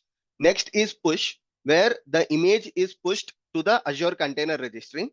Then there is this stage called update. So what exactly update is doing? So if you go to the repositories, I have this shell script here, update k8 manifest.sh. What exactly it is doing is it is updating the image version in the K8 specification section, right? So the old deployment.yaml is updated. If you see here, the tag is changed to 61. So automatically the Kubernetes YAML manifest is updated to the new version, and ArgoCD, which is monitoring this particular folder and this particular deployment file, realized that there is some change in Git, and it automatically deployed the new version onto my Kubernetes cluster. So if I go to my Kubernetes cluster, so this is my cluster where all the pods are running. kubectl get pods minus n ArgoCD. I'm deploying it to that namespace. You can deploy it to any namespace. And see, the oat pod age is 118 seconds and others are like 2 hours, 3 hours. That means the oat deployment is just created, or the pod is just updated with the new image. So this is how the end-to-end CI/CD is performed. Now this was the demo. Now let's look at the configuration part, right? Right from scratch, creation of Kubernetes cluster, ArgoCD, configuration, everything I'm going to show in today's video. So please try to watch it till the end. Perfect. So now I have deleted the scripts, reverted all the changes related to continuous delivery in the Azure pipelines, and I have also deleted the Kubernetes service. So all the continuous delivery related configuration that I have done to just show you the demo preview is removed. And let's do all the configuration changes right from the scratch. So the first thing that we will do is create a Kubernetes service, because it's going to take a lot of time, right? So I will create the Kubernetes service, and while this is getting created, parallelly, I will explain you the complete workflow that we are doing today. What is the continuous delivery process, how GitOps comes into picture, what are the advantages that it will add. We will try to understand everything through a whiteboard, but let's first create a Kubernetes cluster. So for that, what I will do, click on the create button, create a Kubernetes cluster. We are using Azure Kubernetes Service, that is AKS, in this video to create a Kubernetes cluster. We will discuss more about AKS. We will perform a 3-tier architecture on the AKS. So we will do deep dive on AKS. Don't worry about that. But because I want to use Kubernetes as a target platform in this particular demo, just that the entire CI/CD project is complete and adds a lot of value for you in your resume. That's why I'm choosing AKS in this video. Otherwise, I could have easily demonstrated this on a virtual machine as well, which is quite easy for me. But I wanted to do it on Kubernetes so that you will learn end-to-end continuous integration and delivery on a Kubernetes cluster. So let's go back and choose the resource group as what we were using throughout the demo, Azure CI/CD. Cluster preset configuration. Yeah, let's use the dev test. Basically, Azure provides different preset configurations. If you are running some demos or if you are doing some proof of concepts, use the dev test. Whereas if you are running your production workloads, you should be going with either standard economy or enterprise. Cluster name, let's call it as Azure DevOps. Region, I'm using US West 2 region. The reason for that is I'm running into some resource quota issues on the US East. So if you are also running into some issues with respect to your resource quota, just change the region. Availability zones, let's pick up one of these zones. Kubernetes version, yeah, I'm fine with it. And these are some advanced capabilities that AKS brings you. Instead of using a self-managed Kubernetes cluster, there are some very good advantages of using AKS, that is Azure Managed Kubernetes Service, which are these concepts. We will learn them in detail when we deep dive into AKS. Click on the next button and you can use your agent pool, right? So why we need agent pool? The reason for that is AKS is just a managed Kubernetes service, but to run your workloads, to run the system workloads, which are nothing but the pods and your applications, you need a virtual machine. And this pool actually provides you that resources for the compute. So what I've done is what I'll be doing is I'll just go to this node pool, which is pool of virtual machines for your cluster. So what I will do is I will modify this configuration little bit, where I will say the minimum node capacity as 1 and the maximum node capacity as 2. What exactly is this? Basically, when you select the scale method as auto scale, you will be using the virtual machine scale sets feature or auto scaling feature of the Azure, where the Kubernetes clusters can be scaled automatically. The Kubernetes nodes can be scaled automatically. That means if your Kubernetes cluster is set up with one node initially, when there is more traffic that is coming at your Kubernetes cluster or to your applications, then the virtual machine scale sets will automatically scale your Kubernetes nodes to 2. If I select this as 10, it will scale that automatically to 10 if required. But better keep it in the limit. The reason is that in some cases, when your firewall is breached and if some hacker is able to access your cluster, your applications, then they can perform some denial of service attack. And if you are just scaling it to some, numbers like 10, 20, 100, your application withstand the hacker attack, the denial of service attack, where hacker is sending 1 million requests to your application might withstand because you have enabled auto scaling. But the problem is you will be charged very, very heavily by Azure, right? So that's why I will keep it to a reasonable number, 1 and 2. Maximum pods per node, the minimum is 30. And in my case, I don't need more than 30. Enable public IP per node. Yeah, because we are going to expose the service in node port mode. Now let's say create, select the agent pool. You can also select multiple agent pools where you can set one agent pool for the system workloads, that is the Azure Kubernetes service workloads, and you can use other agent pool for your workloads. You can also do that. Now I don't want to change any other feature. Click on review plus create. And this is where you will come to know if you are running into any resource quota related issues.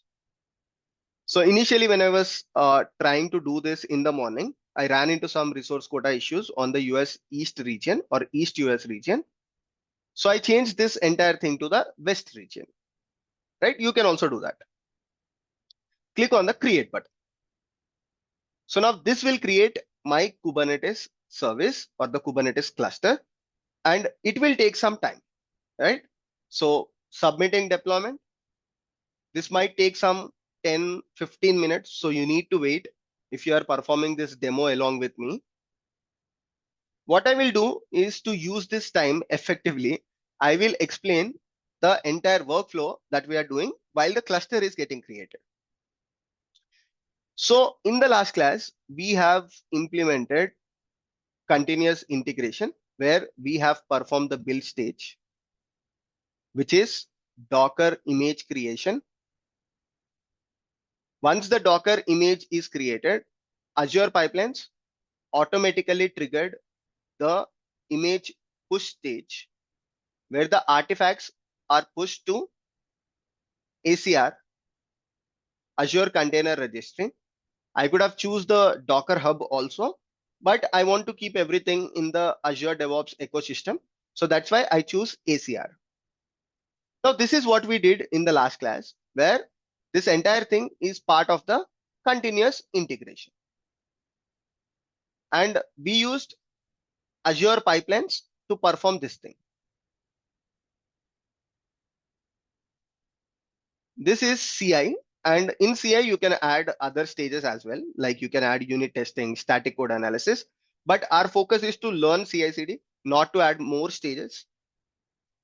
Now, how about CD? That is continuous delivery. The typical thing that we do as part of CD is to deploy the newly created container image. Let's say there is a developer, and if this developer makes a change to the Azure repo, right? That is, developer makes any change to the source code that is in the Azure repo, which is this one.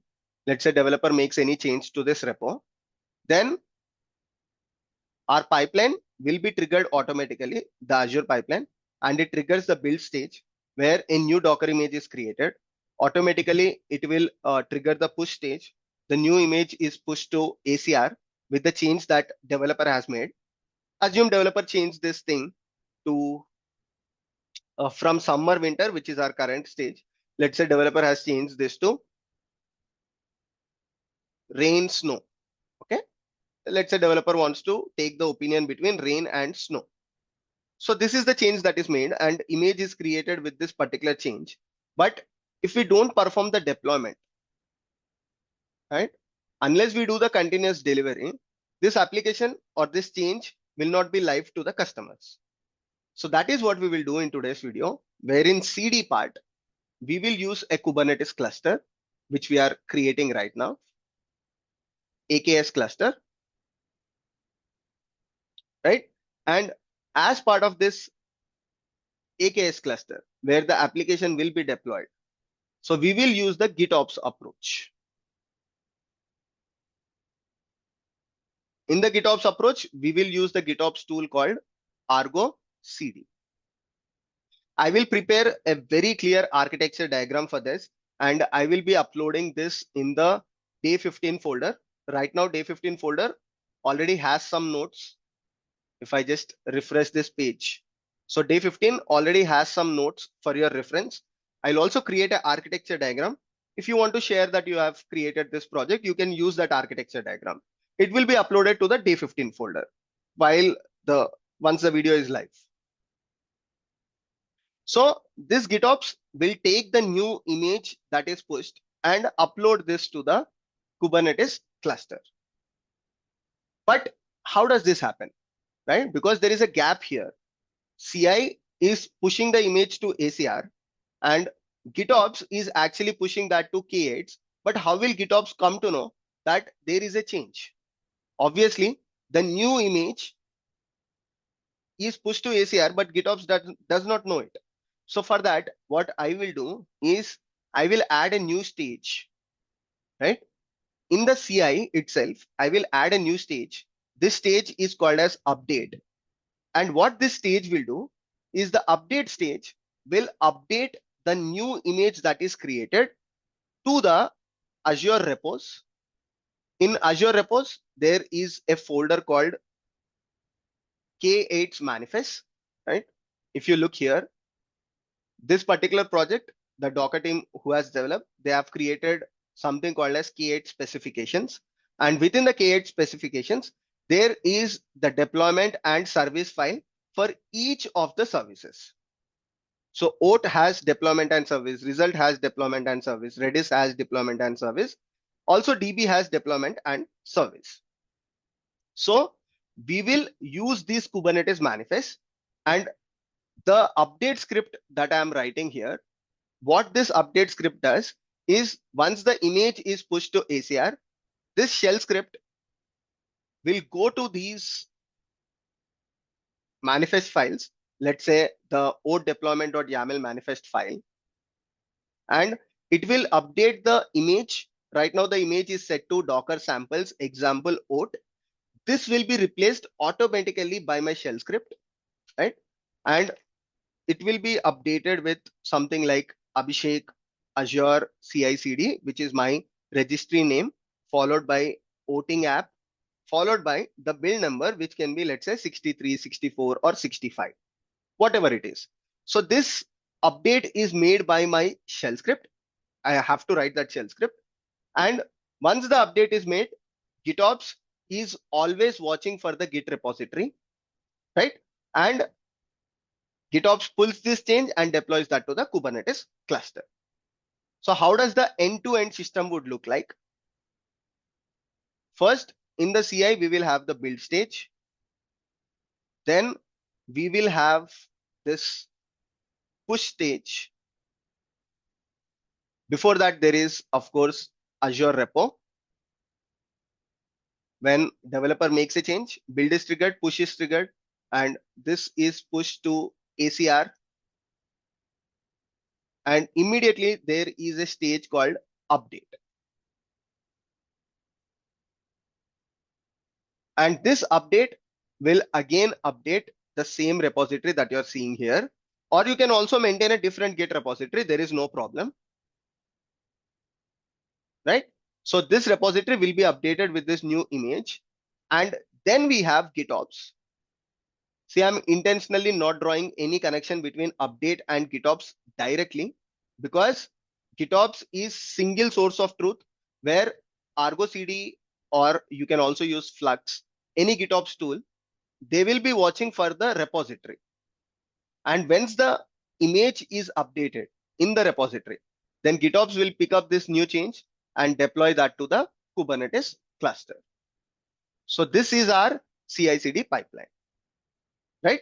So here there is no connection between CI. This is all CI and this is CD.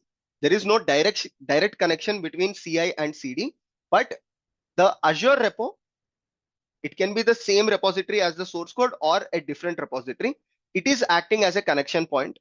Once the update script updates this particular image, GitOps will know the image and it will automatically push that change to Kubernetes. Now there are two questions here. One, why shell script? Two, why GitOps? Right? Let me answer these things. One, why shell script?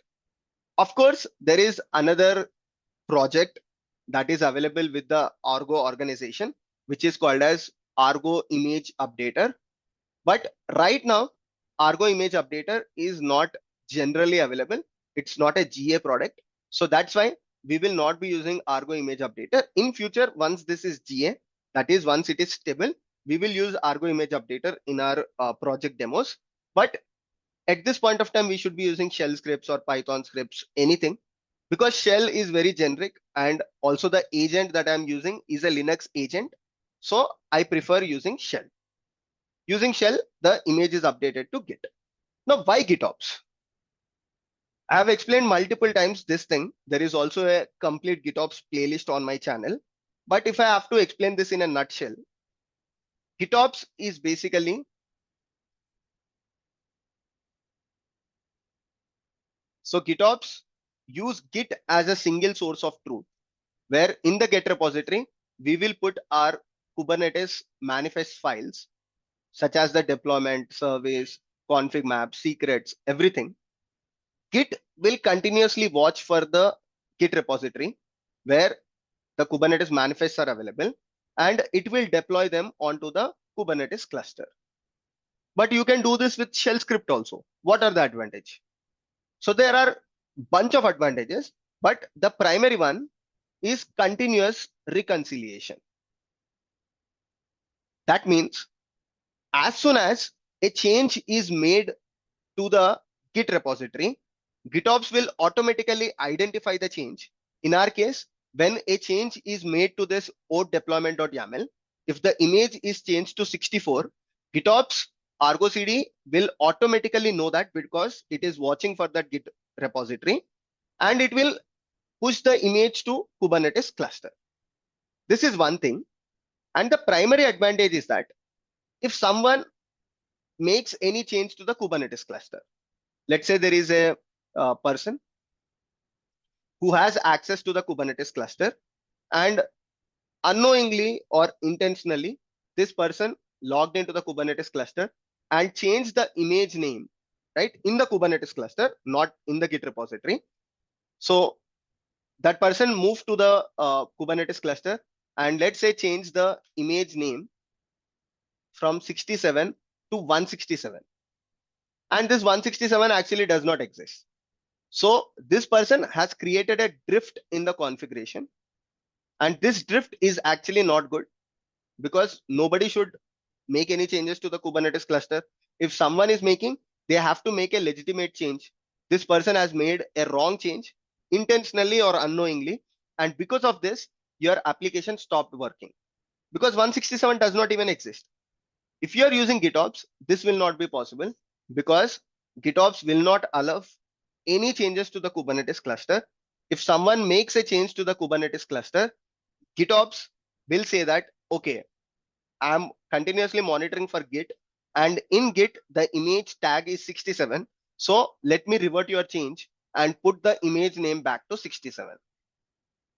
So technically, this person can make change to the Kubernetes cluster, but that is overridden in fraction of seconds using the GitOps approach. There are so many advantages of doing this. I just took an example of image, but let's say if someone is modifying the node configuration, or if someone is modifying secrets, or if someone is modifying any important information on your Kubernetes cluster, everything can be tracked in a Git repository. Technically, you can put all your Kubernetes resources, such as your node specifications, that is the node YAML files.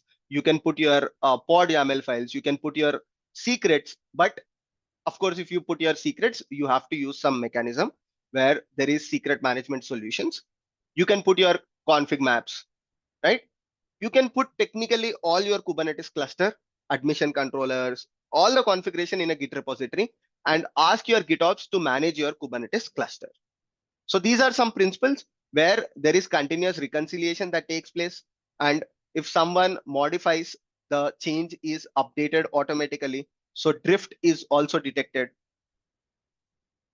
Not just detected, but drift is also fixed if you are using GitOps. There are more advantages. If you want to learn, you can check my GitOps playlist on the YouTube channel. And if you want to get this entire architecture diagram, I will upload that to the day 15 folder in this GitHub repository. You can use that architecture diagram, no problem. You can post it anywhere. Perfect. Now let's see if our Kubernetes cluster is ready. I think it should be ready. Yeah. So it says Microshift AKS, just go to the resource and my Kubernetes cluster is ready. So the first things first, what we have to do, if we write the steps of what we need to do, looking at this diagram, right? So the first thing that I have to do is get a Kubernetes cluster, K8s cluster, which I have. Now I have to log into this Kubernetes cluster as a first step. Second thing is within this Kubernetes cluster, I have to install ArgoCD. Third step is configure ArgoCD within the Kubernetes cluster. Fourth step is I need to write that update script, which is a shell script,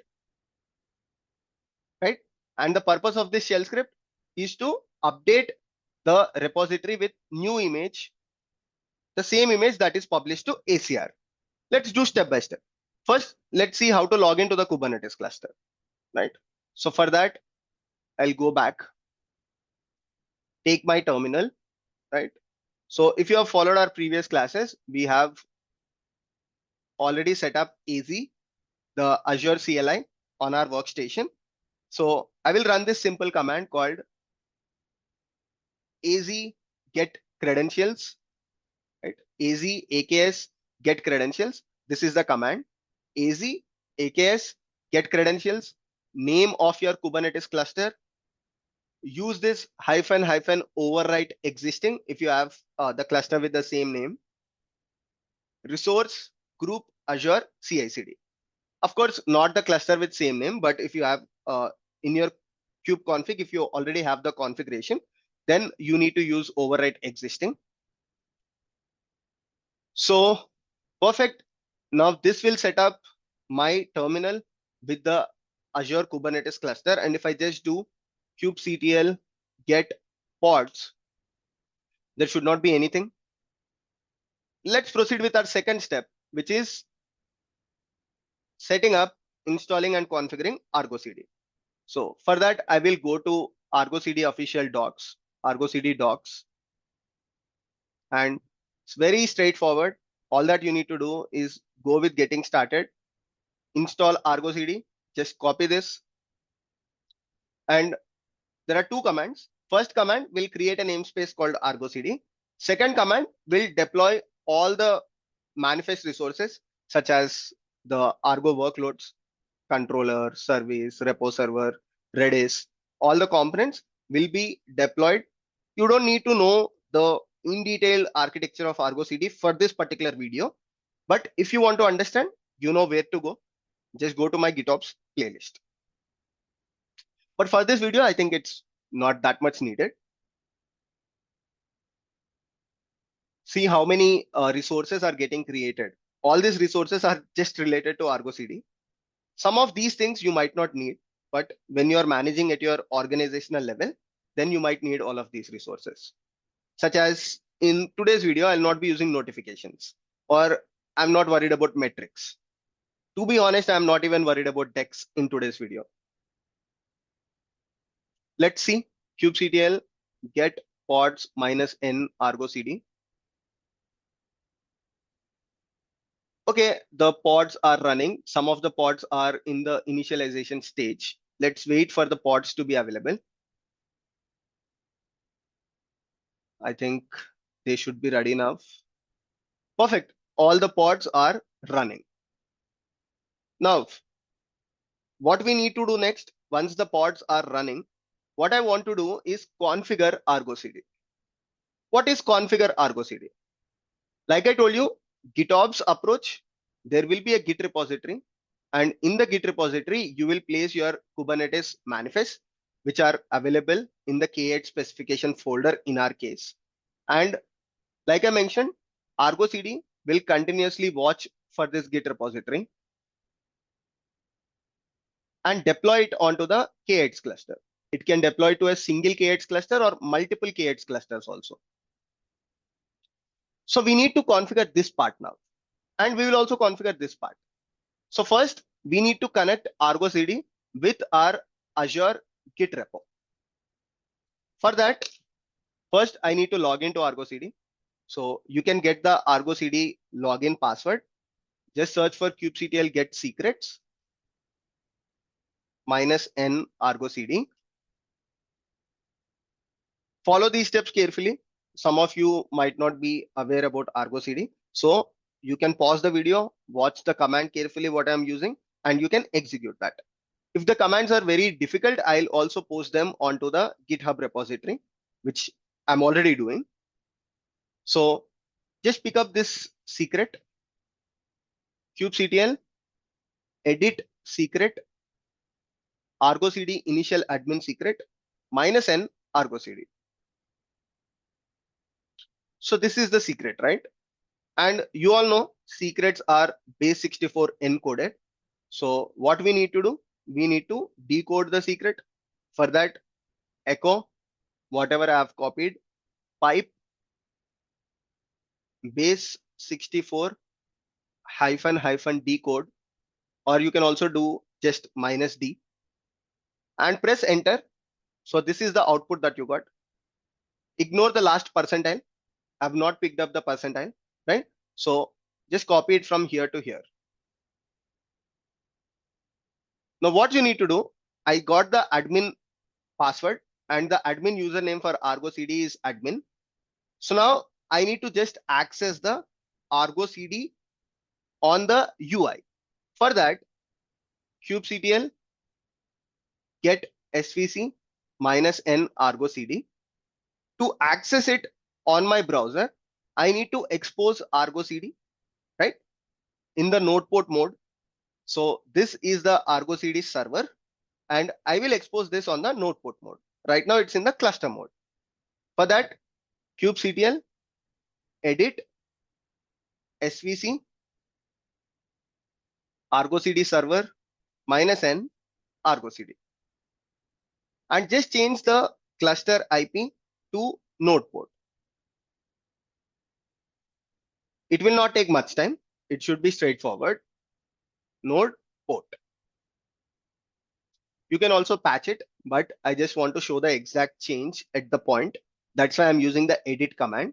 Otherwise, you can use the JSON patch as well. Let's see. It is already changed to type node port, and we got the node port as well.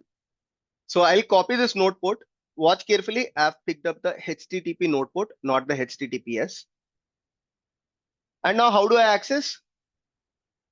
Simply, I have to use node IP colon node port. How do I get the node IP? Again, just do, you need to copy this password somewhere, right? kubectl just do get nodes minus o wide. And as you run this command, you will get your node external IP. So just copy this and node IP colon node port. Of course, you will not be able to access because we have not opened the port in the network security group. So for that, go back to your Azure cluster, search for VMSS, which is virtual machine scale sets, because in this case, we are using virtual machine scale sets. Click on the node pool and click on the instances. There is only one instance because the minimum that I set is 1. You should see option called networking. Open the inbound traffic, add inbound port rule. What is the port? This is the port that I have to open. So here, just change the destination port. Source should be any star. Anyone can access our application. Destination, just check this as custom 30461 protocol any allow priority. Yeah, that's fine. Add. Once the security rule is added, if we refresh this, just wait for a couple of seconds and the ArgoCD should be accessible through the user interface. So let me copy this one more time and let me close this terminal. 30461. I hope I have opened the right one. Let's go and see. 30461. Allow looks fine. And the node IP address is 246.110.137. Okay, looks great. Let's copy this one more time and let's try the incognito window.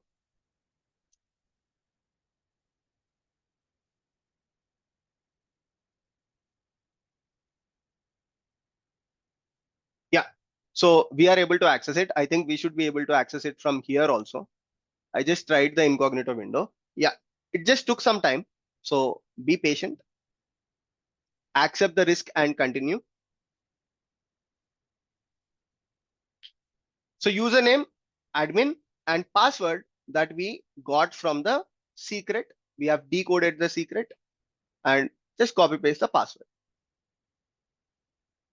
Invalid password. Let's see what is wrong.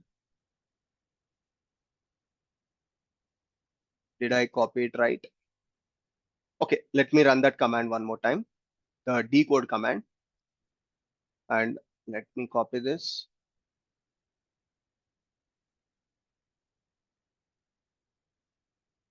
Paste it, sign in.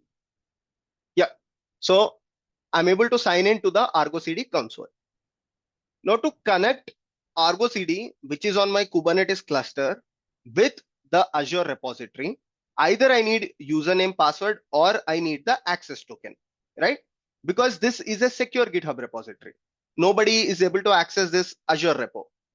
For that, what I will do is I will create a access token. Click on the personal access token in the settings button, and you need to get the access token. I already have bunch of access tokens. So what you need to do is pick up the access token with the right permission. Right permission, I mean RIGHT, not WRITE. Here, ArgoCD is only downloading, right? It is only getting the changes. So technically, it is only reading. It does not need to have any write permission. So you can just pick up the access token with the read permission. But I already have bunch of access tokens. Let me use one of these things.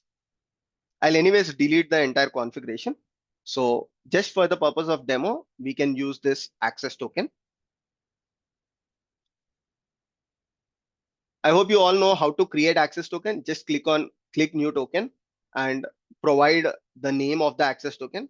Let's call it as Azure agent or whatever you would like to call. I just granted full access, but like I told you, you can also just grant the read access. Go back here, click on settings, repositories. If it is a public repository, you can directly, you don't even do this particular configuration. But again, to implement a enterprise level project, I have used a private repository intentionally because in your organizations, most likely you will work on private repositories. So I just don't want to show it on a public repository. Connect repo, connect using HTTPS. Yeah, Git project. This is ArgoCD project. Just keep it as default. Now comes the repository URL. So for the repository URL, what you need to do is just copy the access token that you just copied somewhere, right? Let me put this in the password section for now. Or let me just copy it here, right? Copy it in a notepad in your case. And repository URL, you can just go to your Azure repo. Go to the Azure repo and click on the clone button, HTTPS, copy it, come to your ArgoCD dashboard, paste it. And what I will do is take this access token. This is a very important step, and replace the help DevOps aspirants with the access token. My bad. So I need to just do it all over because I clicked on the wrong button. So Git project is default repository URL. Let me copy it over the HTTPS one. I lost my access token. Anyways, I will do it again. So I copied the repository URL here.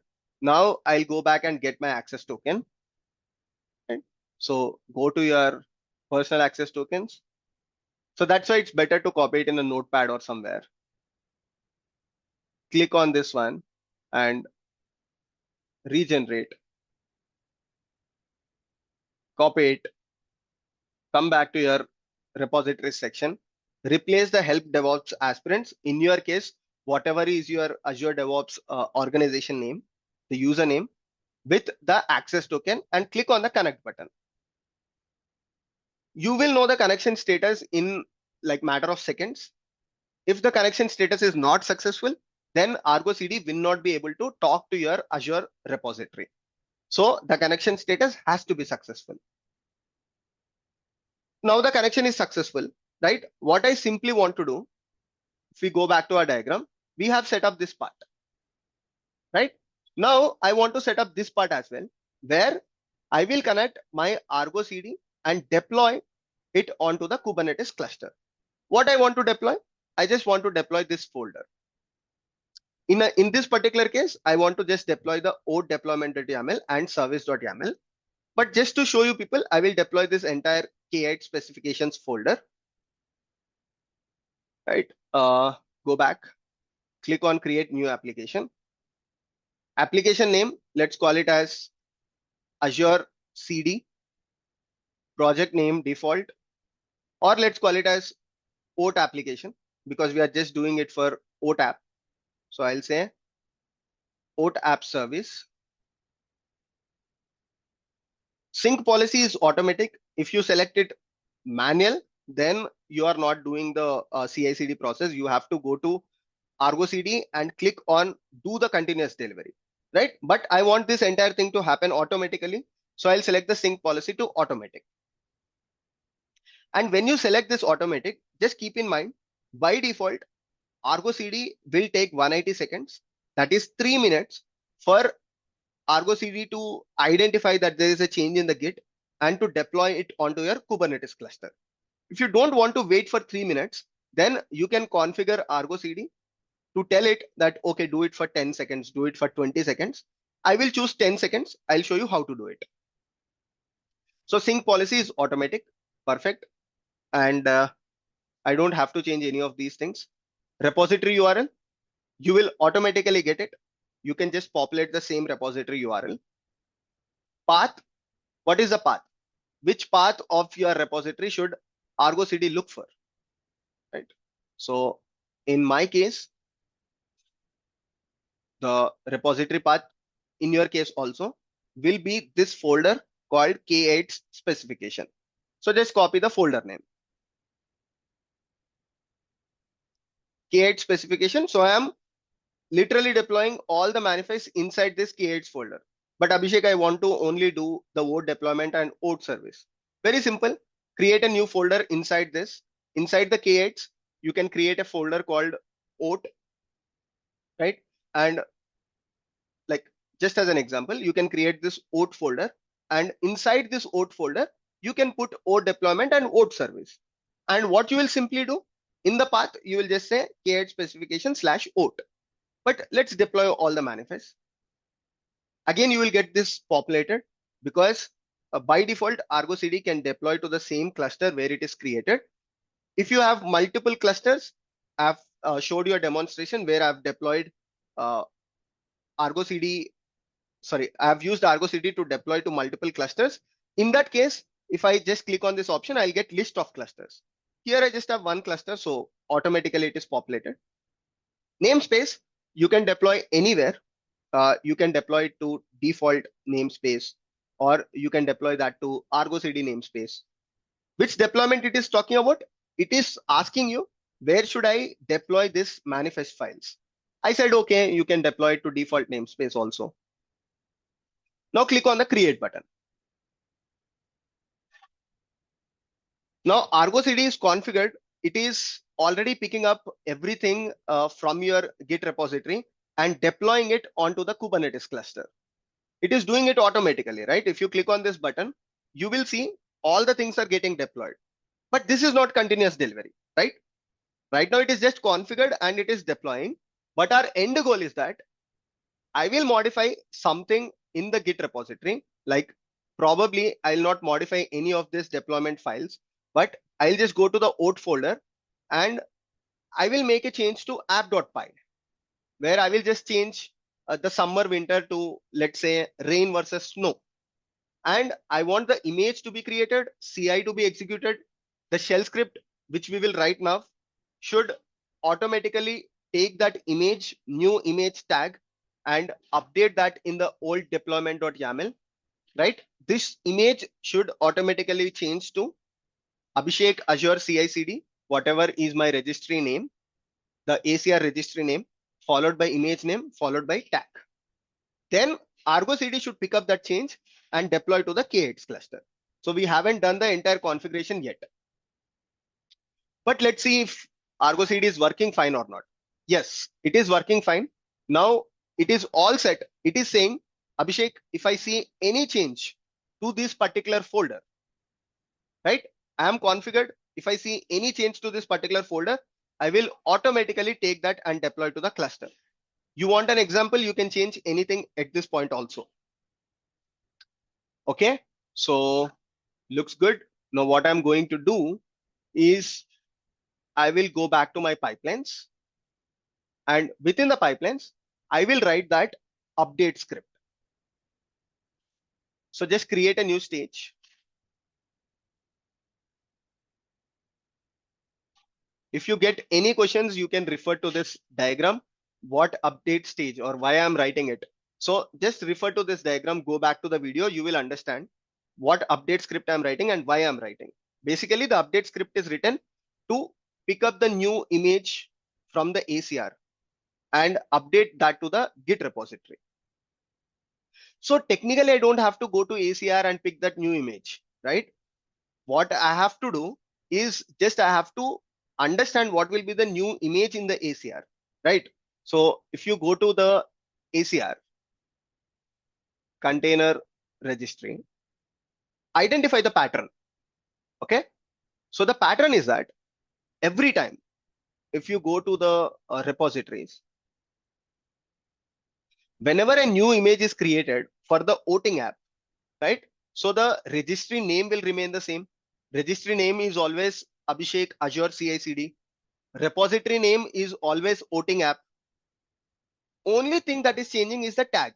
Once the tag is 60, once the tag is 61, if I want to download the 61 tag, see the command is that docker pull Azure Abhishek Azure CI/CD Azure ACR voting app 61. If I have to download 60, the command will be exactly same. Only thing that changes is this tag, right? So the shell script which I will write, what it needs to do is it only needs to update this tag. Repository is always the same, registry is always the same, repository is always the same, right? So that is how I have to write a shell script. Now, how do I know what this number is? Like once it is 60, once it is 61, once it is 59. Basically, this is the build number, right? So if you go to the Azure pipelines, in the last class, we saw this build ID where whenever the Azure pipeline is triggered, we are pushing the new image with this particular tag, and this tag is nothing but the build ID.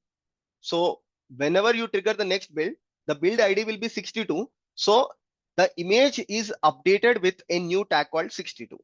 So even in the shell script, what I have to do is I have to update this file. I have to update this old deployment.yaml, something like this. It should be updated with Abhishek Azure CI/CD, which is constant, followed by the repo name colon the build ID. Again, the build ID is dynamic. So this is how I have to update.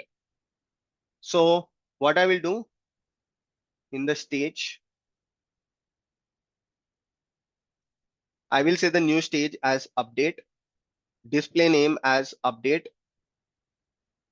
everything just call it as update.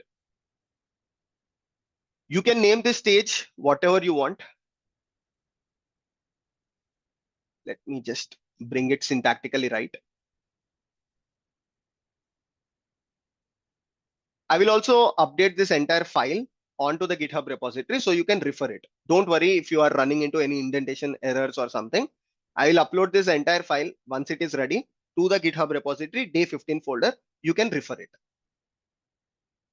So in the steps, right, I will use a task, and the task is a script task. It is a shell script task. Click on the settings button. It will ask you what is your shell script location in the GitHub repository and what are the command line arguments. So for that, I have already prepared the shell script. If you go to the GitHub repository, in the day 15 folder, there is this called update k8 manifest.sh, I'll explain what is in this script so that you people understand. Firstly, I'm using set minus x, which is to print each and every command just to run the shell script in the debug mode.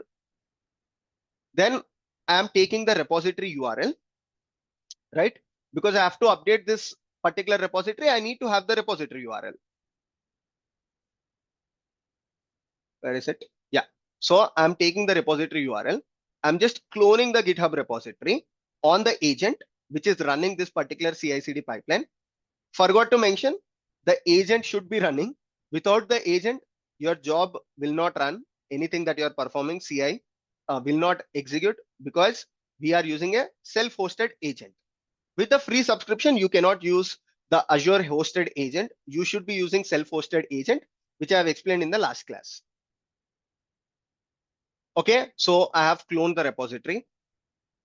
Then I just copied this entire thing into the temp folder, right? I've cloned the repository to the temp folder, and then I'm using the SCD command.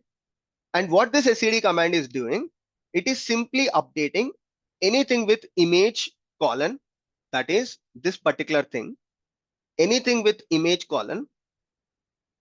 This is the original state, right? So anything that is with image colon is updated to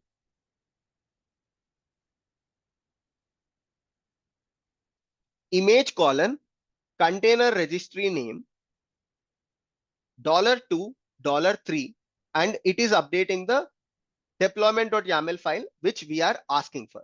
Now what is this $2 $1 and $3? Basically what I want to do is I want to use the same shell script for all the resources. In future, if there are 2 microservices added, 3 microservices added, so I have parameterized this particular shell script. So here $2 $3 and $1 are nothing but things related to the OAuth application. In future, if I want to use the same shell script for the result microservice or for the worker microservice, I can simply update this $1 $2 and $3. So $1 is basically OAuth deployment.yaml, right? So what is changing? For the OAuth deployment, it is OAuth deployment.yaml. For the result deployment, it is result deployment.yaml. For the DB, it is DB deployment.yaml. That's why I put the deployment.yaml as same, right? So deployment.yaml is same. I'm just using the command line argument in my shell script, which provides it should be OAuth or result or DB or worker, something like that. Then $2 is my repository name, which is this one. For outing app, the repository name is outing app. For result app, repository name is result app. So this is second command line argument that I will pass. And then the third command line argument is $3, which is the tag, right? Which is this one that I was talking about, the build tag. Number 60, 61, 47, whatever is the build number, the build tag is updated accordingly. So these are the 3 command line arguments that I am passing. So the first command line argument, if I have to repeat, is very straightforward. It defines which microservice are you using, the OAuth microservice, result microservice, DB microservice, whatever it is. The second command line argument is for the repository name inside your ACR, should be outing app, result app or something. And the third one is typically the tag that we want to use for deploying. So these are the 3 things. So I'll just copy this entire script, copy it, go back to your Azure repo, and in the Azure repo, create a folder. So in this Azure repo, what I will do is I will click on this button, click on new, create a folder. Let's call the folder as scripts, and let's call this script as update K8's manifest, update K8's manifest .sh. Paste the script in your Azure repo. So I have copied it from day 15 folder and I have pasted it in my Azure DevOps repo. Change the access token. We can use the same access token because I have granted full access. If you want to use access token with specific permission, which is definitely something that you have to do, you should not grant the full access. But because this is the demo, I'm just using it to save time. And if I go to my applications, I can just copy it from here. So let me go back. So here I will place my access token. You have to place the right access token, and also in your organization, whether let's say you want to keep it more secure, because storing access token in a Git repository is not safe. So what we can do is we can also pass this access token as one more command line argument from the CI pipeline, and CI pipeline can read it from the environment variables, right? That way we can make it secure, but the demo will become a very lengthy one, and it will become very complicated. So that's why I'm using it here. But if you do it in your organization, what you will do is you will take this access token as a command line argument, and you will read the access token from the environment variable. I will show it sometime. But yeah, for now, the access token is here. The repo name, perfect. Now we got the repository name. Repository will be cloned. Then we will move to the temporary directory where the repository is cloned. Then the container registry name. In my case, what is the container registry name? Abhishek Azure CI/CD. $2, $3, which are command line arguments. I am not changing any of them, and I will commit this file. Perfect. The file is also committed. Now, all that we need to do is go back to our Azure pipeline, right? In the Azure pipeline, provide the path as scripts update k8s manifest .sh arguments. So 3 command line arguments. The first argument is oat. Why oat? Because if you look at our script, what it is doing, it is saying $1 deployment.yaml. So it should be oat deployment.yaml, result deployment.yaml, something like that. So that's why I will pass the first command line argument in this pipeline as oat. The second command line argument is my Azure repository name, the ACR repository name. So I will take this as oating app, and I don't want to copy it because there is already a variable that I've created for that, right? So this is the variable which is called as image repository. So I can simply do dollar image repository, and the final one is the tag. So I can simply do dollar tag, and you will see how will this script change this particular file, right? Not this one. So right now this file, the k8 specification oat deployment.yaml, right now it has Docker samples, something like this, right? When I execute the next pipeline, you will see this particular file will be updated. We will do that in a second. Just click on the add button, go back to this particular line and click on the add button. Now you can remove this task line and just update it accordingly.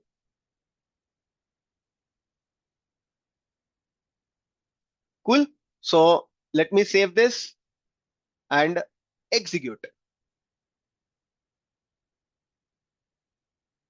Now, when I run this, like I've told you, you will see a new stage called update. And the responsibility of this update stage is that it has to update this particular file, the deployment file that we are seeing here, to the new container image with the new tag.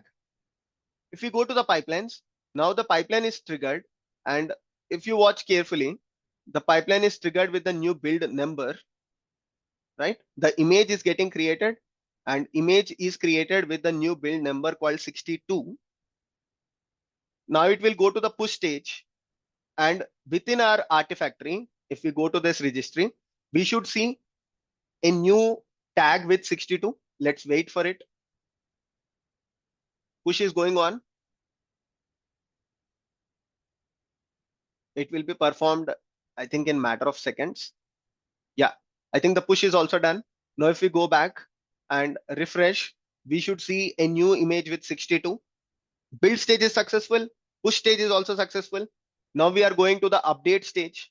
Let's see if the update will also be successful. If there will be any issues, we will try to fix it. So the shell script is running. It is checking out the shell script. Now the shell script is running.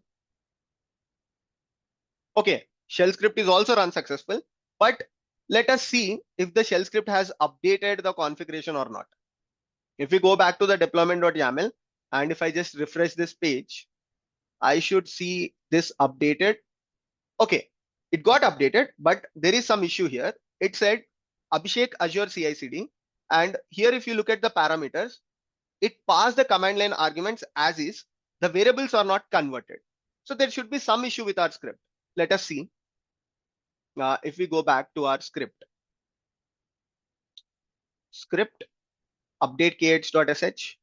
So, okay. So this is fine. It is picking up the parameters, but in the pipelines, I think we are not passing them correctly. Oat service. Let's go to the pipeline from here or from the repository. Let us see if I missed something. I think I can place this one. Probably it will work. Let's see. I think this should be much better. I'll give it one more try.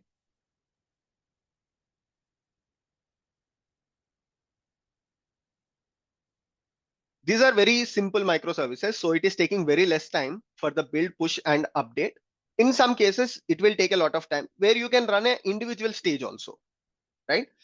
In Azure pipelines, you can also individually run a particular stage if you want to just verify something on your test pipelines or on your build pipelines. I hope this will be completed soon. So the build is in progress again.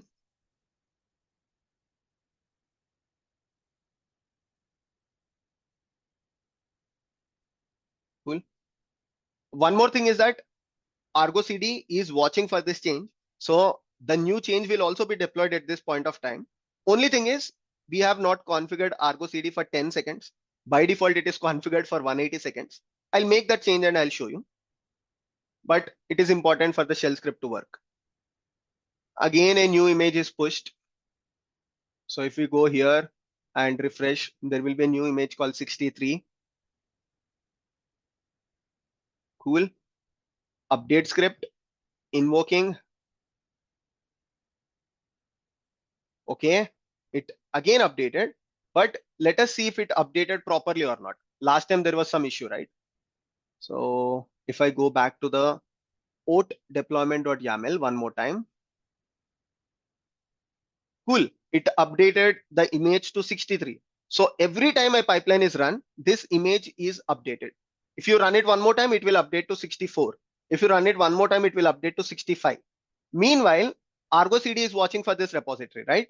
So let us see if it identified the change or not. If I click on the refresh button here, it is still refreshing. So the last change was about an hour ago. Probably did not identify. Like I told you, it will take 3 minutes by default. But what we can also do is we can go here and update the ArgoCD sync time from 3 minutes to 10 seconds. For that, you just have to do this. kubectl edit cm ArgoCD cm. There is a config map. Because I work with ArgoCD on a day-to-day basis, I know these things in much better way. Don't worry, like you need to get used to this. Data, we will add something called as timeout dot reconciliation. I hope the spelling is right. To 10 seconds. Abhishek, how do I understand this? If I am new to ArgoCD, you can go to the GitHub page. Let's go there. So ArgoCD docs, and you can just search for this timeout reconciliation. Timeout dot, yeah. So this is a setting. Timeout dot reconciliation. I hope the spelling is right. So I'm just changing this to 10 seconds. And once I change this to 10 seconds, from next time ArgoCD, if you can change it to 2 seconds, 3 seconds also. But the problem is that when there are so many changes at once, then it becomes difficult. Right? So let me refresh this. Do not set that to 2 seconds, 3 seconds, because in ideal cases, that is in real time, where ArgoCD is working with a lot of microservices, it will become very difficult for ArgoCD. Okay. I think we are using the wrong URL, right? Uh, Let us see what is wrong here. It's still refreshing. Is this the right IP address? Let me go to my Kubernetes cluster and verify very quickly. So the shell script part is done. Now I'm just verifying the Argo CD part. Oh, this is the Argo CD, right? I'm looking at the wrong cluster, which we have used for the preview purpose. That's what I was wondering. So this is my cluster, and see, it said the sync is successful, and it just did it. 1350, and the time is also 1350. It just performed it, but the pod is not up. Okay, it said it has updated the image. So ArgoCD did it part. If you go to kubectl edit pod -n ArgoCD, and sorry, let's do kubectl get pods -n default, or just a regular one. See, the oat application is deployed. And if you go to the oat application again, kubectl edit oat -n ArgoCD, sorry, it's in the default namespace only, right? kubectl edit pod, this one, you will clearly observe the image is updated, like the container image is updated to Abhishek Azure CI/CD outing app 6.3. But Abhishek, what is the problem? Then why is the image showing image pull error or error pull image? Error image pull. Any guesses? You can pause the video here and try to guess. If anybody guessed it right, basically this is because we are pulling the image from a private registry. Now, how will Kubernetes understand what is the secret? What is the username and what is the password? So Azure Container Registry is within my Azure repo. Kubernetes does not have the idea of it. So how will it even understand? For that, we need to use a concept in Kubernetes called image pull secrets, right? So image pull secrets is the concept that we will use. And using this image pull secrets, we can pull images from the private registries or private repositories. For that, again, you need the password. So what I will do is go to the Azure Container Registry, click on access keys. You can also use the, what do I call it? The service principal. But in my case, I'm using the access keys, again, just for the quick reference. But if you are doing it in your organization, either use access keys with defined permissions or use the service principal. In your case, you might be seeing something like this, right? Just enable admin user and you will get the admin user as well as the password. And go back to my GitHub repository. There is this command called create ACR secret. You can just copy this command. In my case, I already have it handy. So kubectl create secret. So what are the things that you should know here? Namespace should be the default namespace because our pods are deployed in the default namespace. Secret name, you can put anything.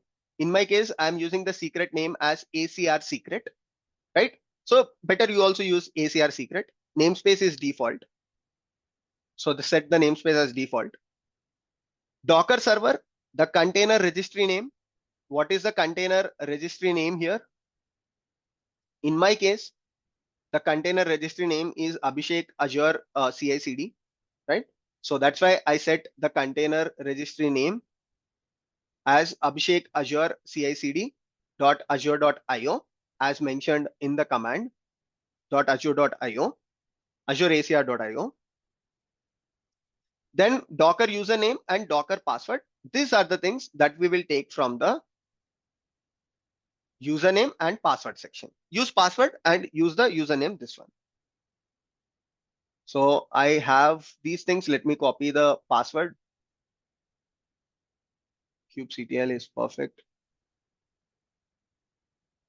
Create secret, right? So I'll just change the password here.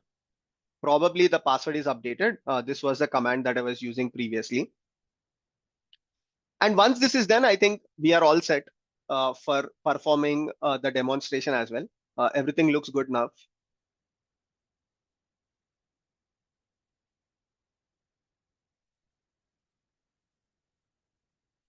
Cool. So the secret is also created. All that I have to do is go back to my deployment.yaml, edit the deployment.yaml, and add something called as image pull secret, right? You can also get this from the Kubernetes documentation. Like if you are not sure about this, just say Kubernetes docs image pull secrets. So pull an image from the private registry. Just go to the, just scroll down. You will have a section. Like just copy this one. It should be in line with the container section. So I'll just go back. What is this? So image pull secrets. I can just copy it, match it with the containers section. And what is my image pull secret? ACR hyphen secret. I hope that is correct, right? ACR hyphen secret. Perfect. Commit this change. And now for the demonstration, just commit it one more time. Okay. Refresh the file. I think the file is already open, so it is complaining about the change. Edit.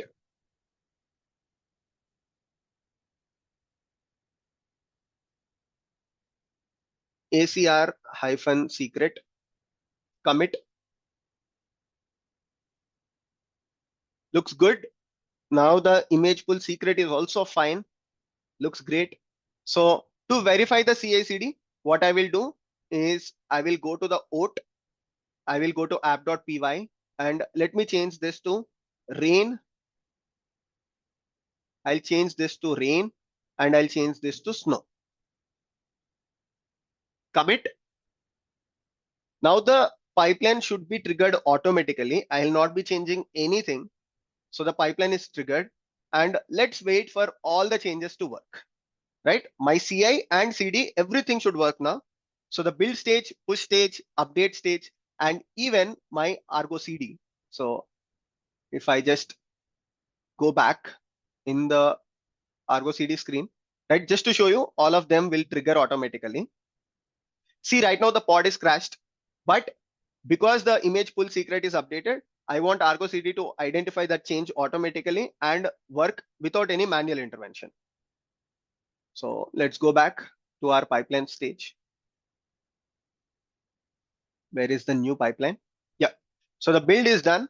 Now the push is taking place. So I think the push is also done. And let's go to the build stage and see what is the image. So the image that got pushed is 64. The image that got pushed is also 64. If you go to container registry, we should see that in the repository section. Go to the OTR app, voting app, and the 64 image is also available. And my shell script, I hope it has updated the oat deployment.yaml.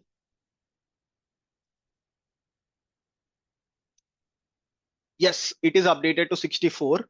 Now finally it is left with ArgoCD. And ArgoCD will take some time here. I will explain the reason. Typically, the previous state was the pod was crashed.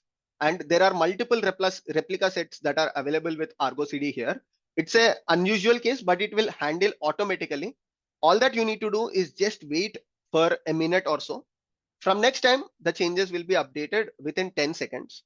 Right now, we put it in a exceptional case where there are multiple replica sets, and in one of the replica set, the pod is also failed because of the error image pull. I'll not change anything here. I'll go to the cluster and I'll just wait for it. kubectl get pods minus W. Okay, so image pull back off. This is the new one with 5 seconds. Let us see if this is the new one that is published. What is the image name? Okay, the image name is 64 and still it is showing image pull back off. Permission denied. Insufficient scope. Authorization failed. Okay, let us check that there is no problem. kubectl edit pod. Let's go to the pod that is newly created, right? Minus, okay, it's in the same namespace. Is the pod created with image pull secrets or not? Let's see. Do we have the image pull secrets in here? Let's search for it. Image kubectl edit deploy oat image pull. Okay, image pull secrets is available and it says image pull secrets as ACR secret. Is the secret available? kubectl get secret. Okay, we created secret in the wrong namespace, I guess. Let me verify my command. kubectl create secret. Okay, it created in the ArgoCD namespace. That's the reason. Should be a very simple issue. Minus n ArgoCD, right? Let me just remove that change. So I'll just remove this and now the secret is available, right? Now the deployment should be working fine. Now if I just do, we don't have to change anything in ArgoCD or any other place because the pod will automatically pull the secret. kubectl get pods. So if you just do kubectl delete pod, the existing one. Now the CI/CD is successful. There is no issue with that. Only that the image pull secrets was not available on the cluster. So we will wait for the new image pull secret, the new deployment to pick up the image pull secret.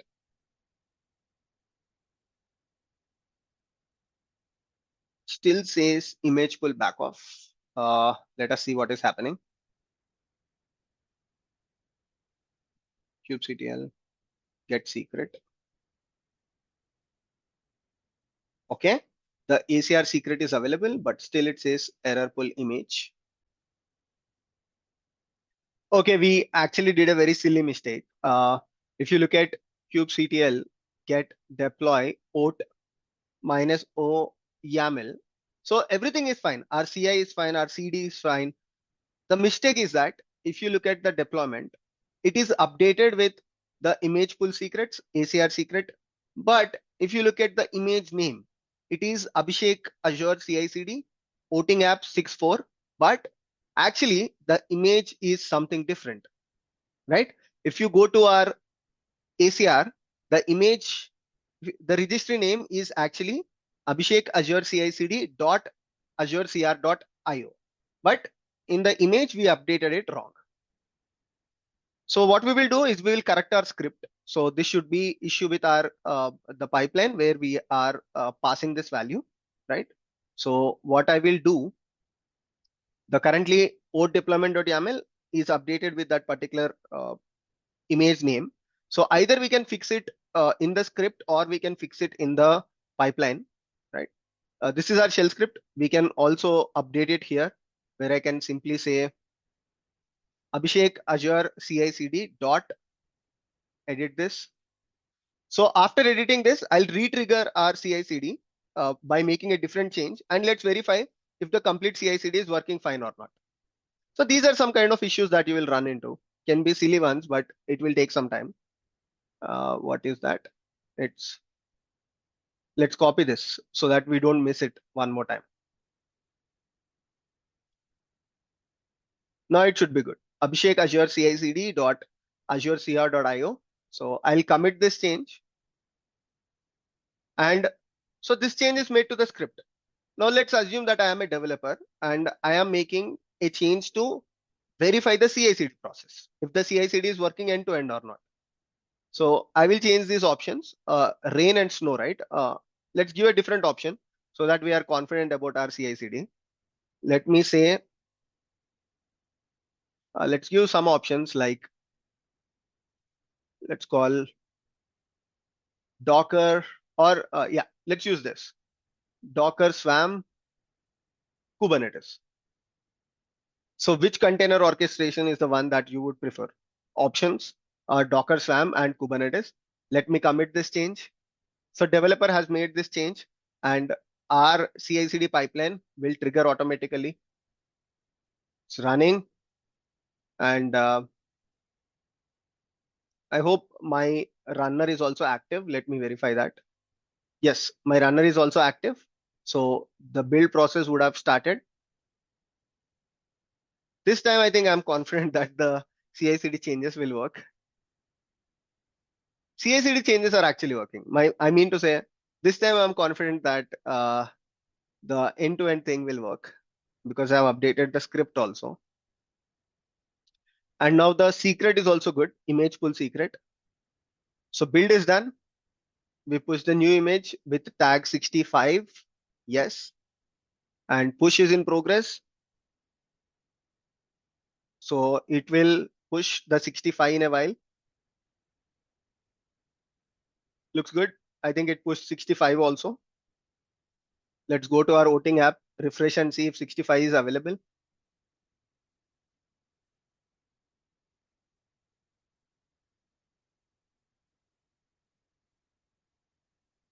Okay, let's go back. Repositories voting app. Yeah, 65 is also available. And shell script is also updated. Let's go to our repos and see if shell script has updated this value to 65. So I'll go to K8 specifications or deployment.yaml. 65 is updated and this time it is Abhishek Azure CI/CD dot Azure CR.io voting app colon 65. Now rest is left to ArgoCD. Let us see if it is doing the magic. So let me refresh this page and see if it is picking up. It will take some time, like I told you.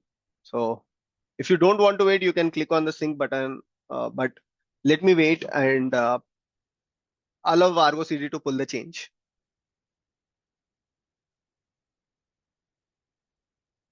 So let's refresh and see if it has pulled the new change.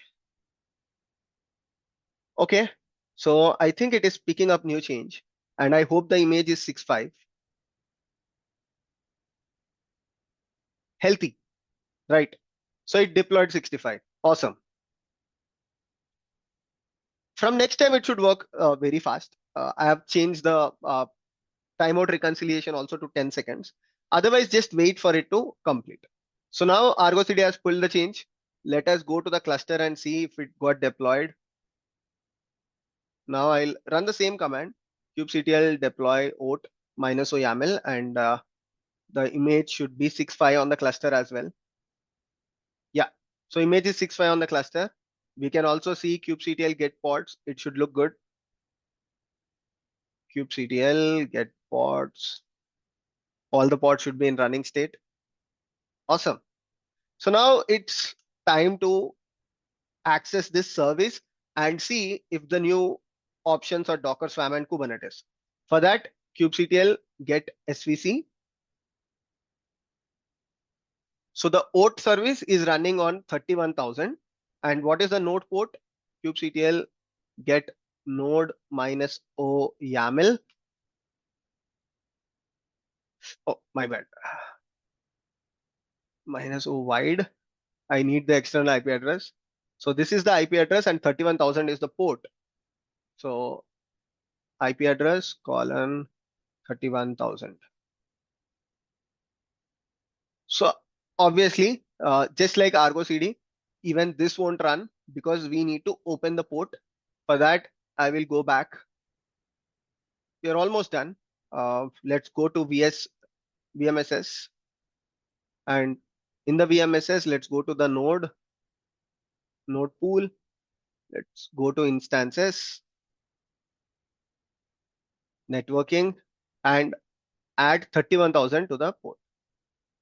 Add inbound port, and let's add 31,000 here. Once you add it, just wait for, like, let's say 30 seconds, 1 minute, because we just updated the security rules and it will take some time. So I will try my luck again. Let's wait for 10 more seconds.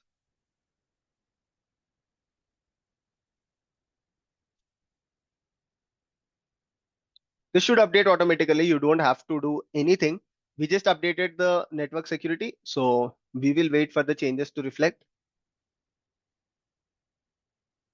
All that you need to do is just verify that you have updated the right configuration. That's it. This is the previous one. Let's go and let me reevaluate 31,000. Yes. And is the kubectl get SVC? 31,000 is the right port, I assume. Yeah. Oh, awesome. Now it is updated to Docker Swarm Kubernetes. So I just implemented CI/CD for the OAT service. Now you can imagine how much time it has taken. So if I have to do same thing for results, again, I have to spend a lot of time. But for you, it will be easy because I have updated the scripts, I have updated the file, and you also have the video. So if you have time, you can sit and implement the result service as well. And let me know if you have implemented the result service in the comment section. But at least try to implement this part. We have covered a lot of concepts in this video. We have learned about GitOps, we learned about Azure pipelines, we learned CI/CD end to end using day 14 and day 15, last video and this video. We learned about image pool secrets, AKS. So a lot of learning in this particular class. So I hope you enjoyed it. Thank you so much for watching, and play with the CI/CD, right? Give another options and see if the end-to-end CI/CD is working fine or not. Thank you so much. See you all in the next video. Take care, everyone. Bye bye.